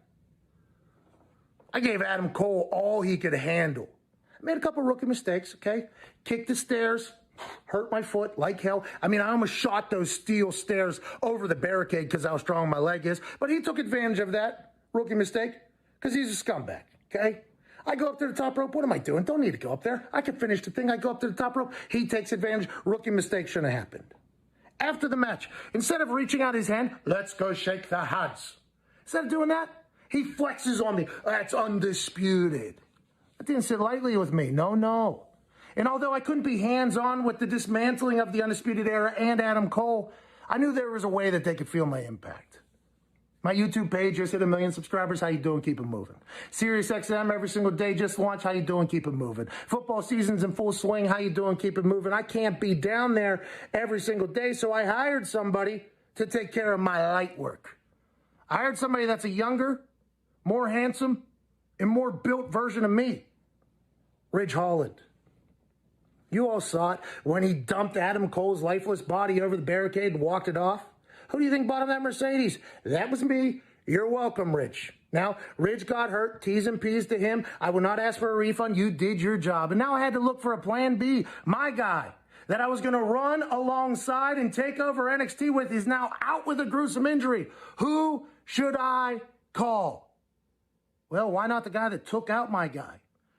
The psycho from Boston, Oney Lorcan. I reach out to him. I say, hey, pal, you want to make a little money, huh? You want to go on a little bit of a run? They said no. They lose the Undisputed Era. They call back. We make a deal.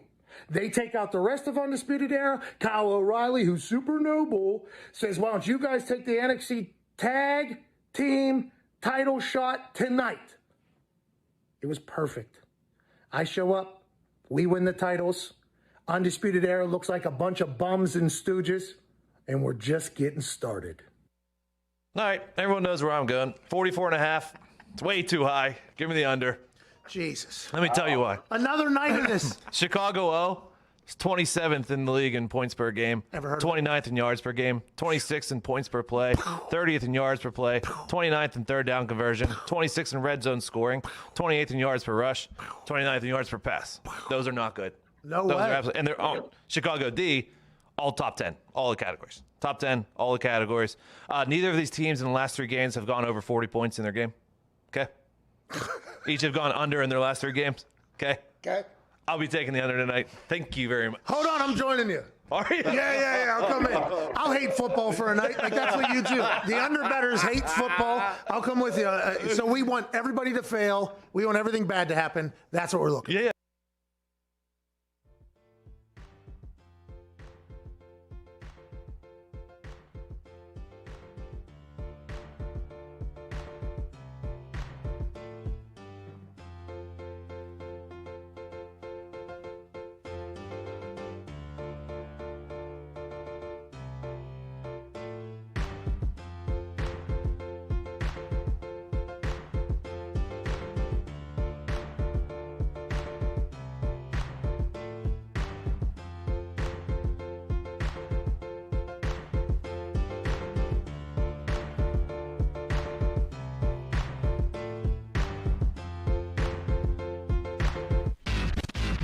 not talk about Pat McAfee. Do not talk about Pat McAfee. One fight at a time, fellas. The Pat McAfee Show. That's right.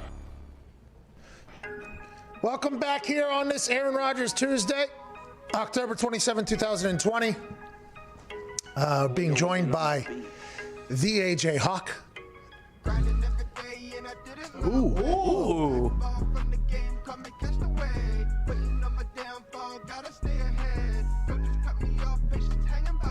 I did not know that was coming right there. I'm pretty pumped up. Johnny Dunn, I guess, was his name. Okay. Shout out to Johnny Dunn going ham right there. Aaron Rodgers, I guess whenever he talked about star players or something like that, he mentioned Julio's name. I didn't even catch that somehow. He mentioned Julio's name. That is now obviously hitting Twitter a little bit that Aaron Rodgers knows that Julio Jones is a great player. Breaking news, by the way. Breaking news. Are they trying to say that Aaron's trying to court Julio to be traded? Whoa, is that what you're saying? AJ, Is that what you just said, AJ? idea. Is that what you said? Is that what your instant reaction is from however many tweets you saw of people say that? That does feel like that is what is happening on the internet. Also, local media in Green Bay has heard the message. Did he just say Julio? I'm excited to. I don't know if they even know about Julio. They heard another part of the conversation about last Wednesday, and that has generated a lot of buzz. I saw one particular person ask, what does he consider a good question? And then I got attacked for some of the questions that I asked, which, by the way, completely fair. I completely understand that. But it does feel as if tomorrow should be must-see Zoom call between Aaron Rodgers and the media in Green Bay. Pat, do you think this show and Aaron's appearance every Tuesday is single-handedly ruining his relationship with the media in Green Bay? I do believe there is a chance. Do I feel bad? Part of the good writers and media people in Green Bay that are there. We didn't mean to do that. I don't think that's the case, but I think there's enough for everybody. Well, there's a great group of people over there, okay? They follow. We got a chance to, see them and meet them. But that question, I just listened to the first question back, because I saw the tweets reacting about him being booty. I mean, it was quite the way that question was framed was like, and then there was a follow-up. Like, Aaron even asked the question. He was like, what do you mean? Well, have they figured you out, basically, the guy asked. And he was like, oh, are we on like a... you're like a pundit guy. You're not like a journalist.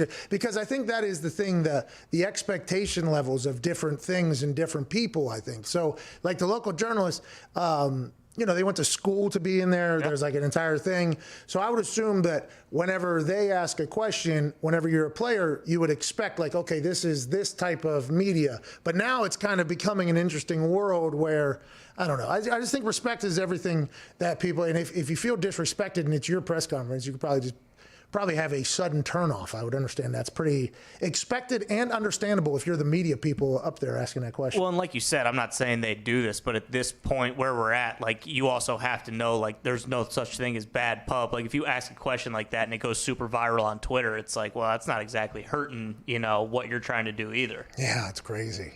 Tomorrow's awesome. I'm going to zoom in. Pumped. Me too. You got to get that link. What time's that happening? I don't know. I think it'll go well, though, obviously, by the way. I think it'll go well. Yeah. I truly believe that it'll go well. Yeah, because they know now. AJ, let's talk before we get off here on SiriusXM, Mad Dog Sports Radio, Channel 8. Let's talk about your thoughts on the game last night. We talked about it a little bit there with Aaron in the play call. I thought the Bears were going to be able to cover +6, +6.5. It's my only loss of the Week 7, by the way. I was completely wrong on that whole thing. Johnny Hecker won the damn game for the Rams, obviously, pinning that offense deep 5 times inside their own 5. It's going to be tough to win a game whenever you have that. The percentages of scoring starting from there are very, very low. So are we fairly criticizing the Chicago Bears offensive ineptitude, or was it just a bad setting for them to do well last night, you think, AJ? No, I think it's absolutely fair to criticize their offense, especially with how well their defense is playing. You feel like, all right, eventually, come on now. The defense is making plays. They're holding up, but you got to give them some help at some point. And I'm sure the offense feels that too. They feel stressed by that. They know they need to make plays, but making them go the long way, that's what you would want to do against anybody, but especially a team like Chicago when they're kind of up and down. They're such a roller coaster offensively, and Nick Foles is too. Hey, if you make them go the long way and force them to be perfect and go 90 yards, it's going to be a long night.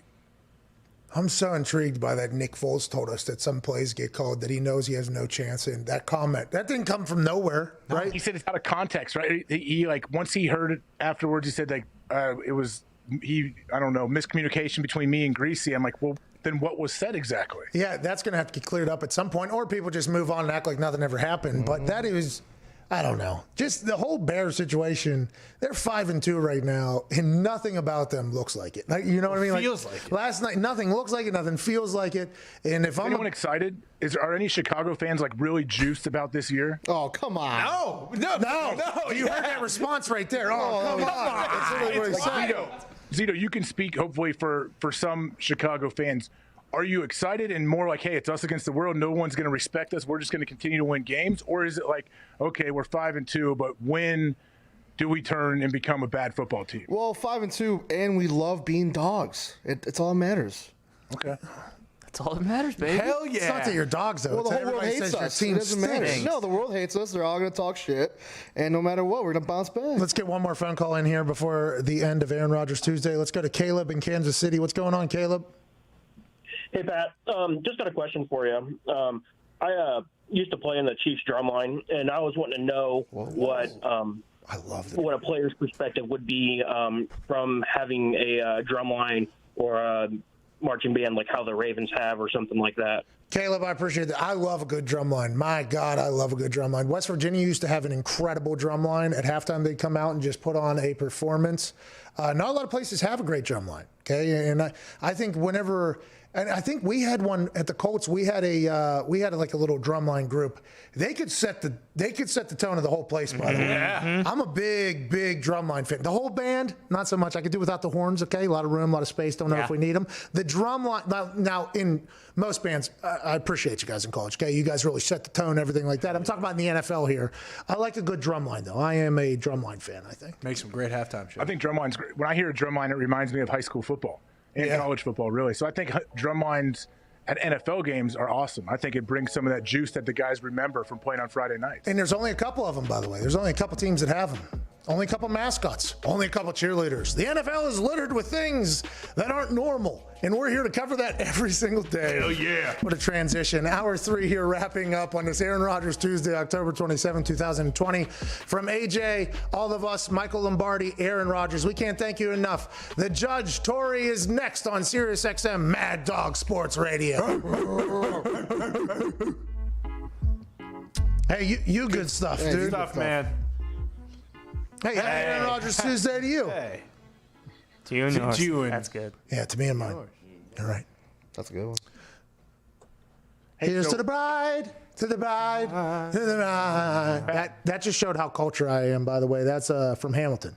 That was incredible. Look at you. Yeah, I was in the right. room where it happened. Broadway Hey, show. is Diggs dead? Where is he? So actually, we do have an update on Diggs. He woke up this morning feeling a little sick. So out of an abundance of caution, he stayed home. Went and got tested, a rapid one and a PCR one. Rapid one came back negative. So Let's go. Attaboy, Tony. Go on. So we're 1 for 1. The PCR one, I guess, is a lot more definite or something like that. We've learned a lot here throughout the testing process. But yeah, so I kind of missed him today. He would have loved talking to Lombardi, by the way. He loves The Italians, these things like to gossip. They like to talk. In each other's ears. They all look in the eyes. Yeah. Hey, grazie. Come on. Football. Ciao, bello. Spicy meatball. Zito, you can't do it. Whoa, The Italians do not. What do you mean? Unbelievable. What would I do? It just came out yesterday that Italian meat is now potentially infected. Can't do it. Italian sandwiches are dead. Tone woke up this morning sick. We thought there was potentially an attack on Italians happening. Wait. I, for one, was not happy about it. Is there an attack? I hope not. I hope not. What about meatball subs? Those are safe still, right? I love meatballs. Yeah, they're safe. So is eating, I think, or drinking your own urine. That's pretty safe, too. Yeah, very sterile. I think I'd rather drink my own piss than eat a meatball sub. Yeah, I'm right there with you, pal. Oh, go ahead and do it then. I drink so much water, basically just warm water. I'm making tea down there. Go ahead and fucking do what I got to do instead of eating that trash-ass meatball sub that is uncomfortable to eat because your hands are all over the place. It's dripping everything. The bread's soggy. It's just an absolute scumbag move to waste one of the greatest creations in food, the meatball, and put it into a home it's not supposed to be. You gotta toast it. Put the meatball with pasta. Put the meatball on side. Yep. Do what you have to do. Don't put the fucking meatball on a sandwich because it ruins the meatball. This is perfect because there's actually meatball subs outside now, and AJ, there's one outside your house, so you guys can either eat those or drink your own piss right now, and then you guys can make the call on what's better. I would like it to be known that I have backed off the piss thing. Yeah. AJ has not, though. No, He's not. He has. steadfast. AJ will. I just sent a text to my wife to wake my 4-year-old up because I need him to man the camera while I drink my own piss. So I can send it to you guys. Dad, what are we doing? Don't worry about it, bud. Just hit record. Keep me in frame. Oh, that's good. I can't selfie film. I can't. No, you can't do I love you can't mount the camera. You don't want to spit up piss on your phone. Just hit record and put me in frame. Oh my God. No, horizontal. That's the show, man. All right, I was planning on taking some phone calls, but there's no chance of that. We'll be back tomorrow. AJ, good luck out there, man. There's a meatball sub you could just do instead. All right, that's the show. Enjoy your glass of piss.